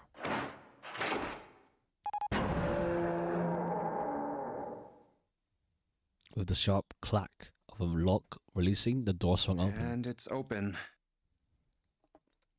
Hello, Mum. In a small hallway were the pitiful remains of the 9th man. Oh, That's messed up. that was the 9th man.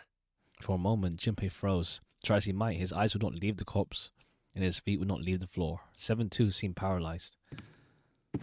Snake, on the other hand, seemed unconcerned. He could walk calmly down the bloody hallway, and he stopped when he realized his companions were not following. Oh, How can you... Well, do you intend to kill me?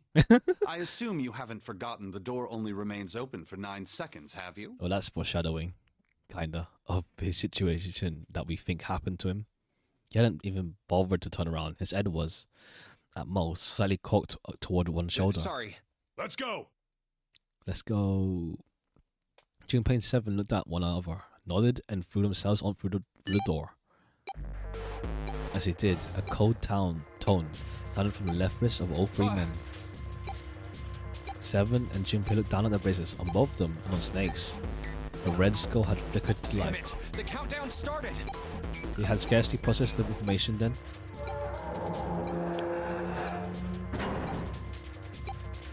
With a metallic slam, the numbered door behind them swung shut. Shit, the door! There's no turning back now. And if we don't manage to find the deactivation device...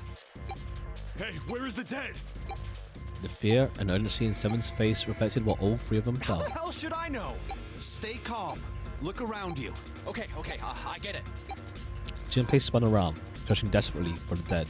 Ah, He found it easily enough. It was on the wall next to the closed door labeled 5. found it! Right here! As he yelled, he struck the scanner with his hand. The other 3 scrambled to follow suit. As soon as they finished, Snake threw the lever down.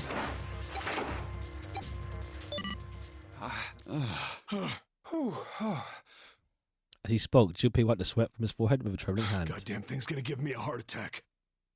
A muscle stood out in 7's neck, and the corners of his mouth were twitching. Are you all right? Are you guys okay? But he could hear an anxious voices, muffled from distinct from the other side of the door. Yeah, we're fine. The detonators have been deactivated. They heard relieved sighs, and even through the door, the 3 men could feel the tension disperse. All right, we're moving on. Be careful, okay? Okay. Sure thing.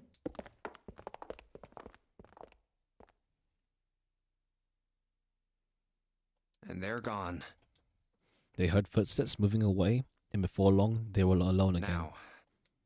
Junpei looked around. Doesn't look like we can go any further this way. The hallway ended roughly 20 or 30 feet from where he stood. Maybe this wall can be moved. Or not. Hey, there's a door over there. To the left, however, was a wooden door that looked positively inviting by comparison. First class. A first-class cabin, huh? Well, it seems like it. Let's have a look then, shall we?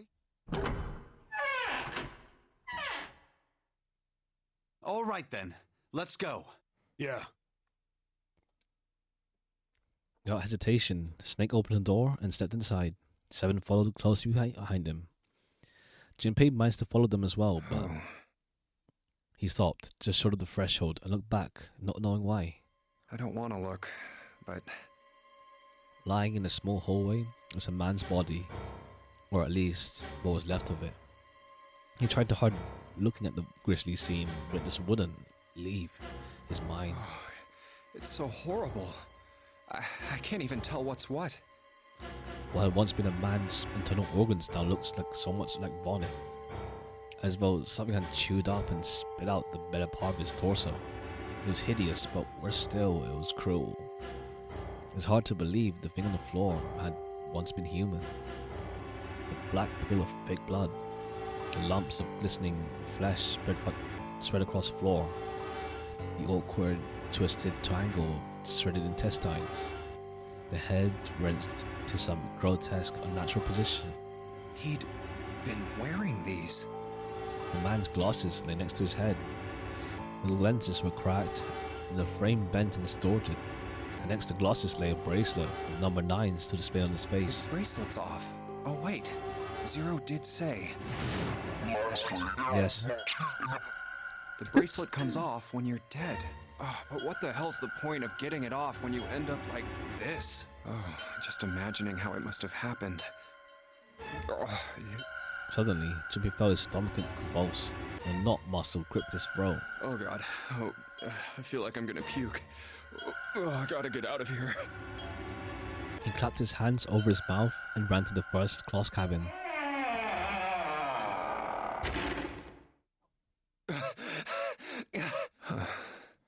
The atmosphere changed immediately. The room was gorgeous, and despite the apparent age of the ship, none of the worse for wear. Where did they... He looked around. Seven and Snake were nowhere to be seen. There were 2 doors on the right side of the room. He opened the one on his right and went through. Through here? On the other side of the door was a short hallway. He jogged down the hallway, opened the door at the other end, and peeked through. They were there, to his right, busy examining something. What's up? He stepped through the door and walked toward them. Check this out. We found this thing here on the door. The red light's on. Does that mean it's locked? So I would assume. Is there any other way out? We looked around a little. Other than this door, we didn't find anything. So you're telling me that unless we can open this door... Yes. We won't be going anywhere. Junpei stepped away from the door and looked around the room. This looks like a bedroom. Then the other room is probably a living room. Or the closest you can get to one on a ship. All right, let's find a way to open this door. Come on, guys. All right, let's go. Well, not today.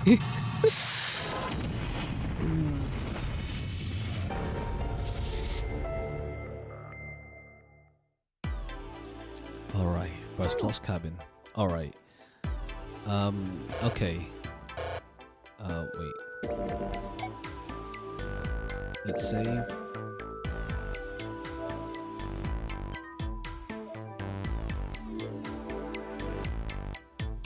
Alright, now we got that done. We can't teleport now, I think we can still. Okay, yeah, but it locks off everything down. Okay, messed. I shouldn't have. Whatever. I might have to go through and do every conversation thing that unlocks this, but okay, yeah, this way.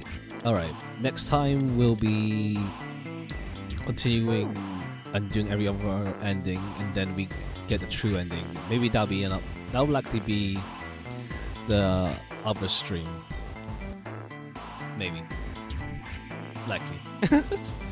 I doubt it'll take. I doubt it seems it'll take a while to get other endings. Maybe we'll see. But yeah, that's all for today. I'm excited to play. I'm actually feeling. Yeah, I wanna, because I wanna complete this as well. So, yeah. So if I can get this one done, then that'll be one long game done. And I do want to play Zero. What's it called? Virtue's Last Reward. But I don't want to go straight into it. So completing this game first, maybe. would be good to have some break in between all this puzzle solving escape room game. But yeah, now I think I'm 70% sure I'll do this one for Sunday, maybe. But yeah, I'll catch you all later. Yeah, see ya. See ya. Tomorrow I'm busy and Friday I'm busy, so yeah, I'll stream again on Saturday. See ya later. Later.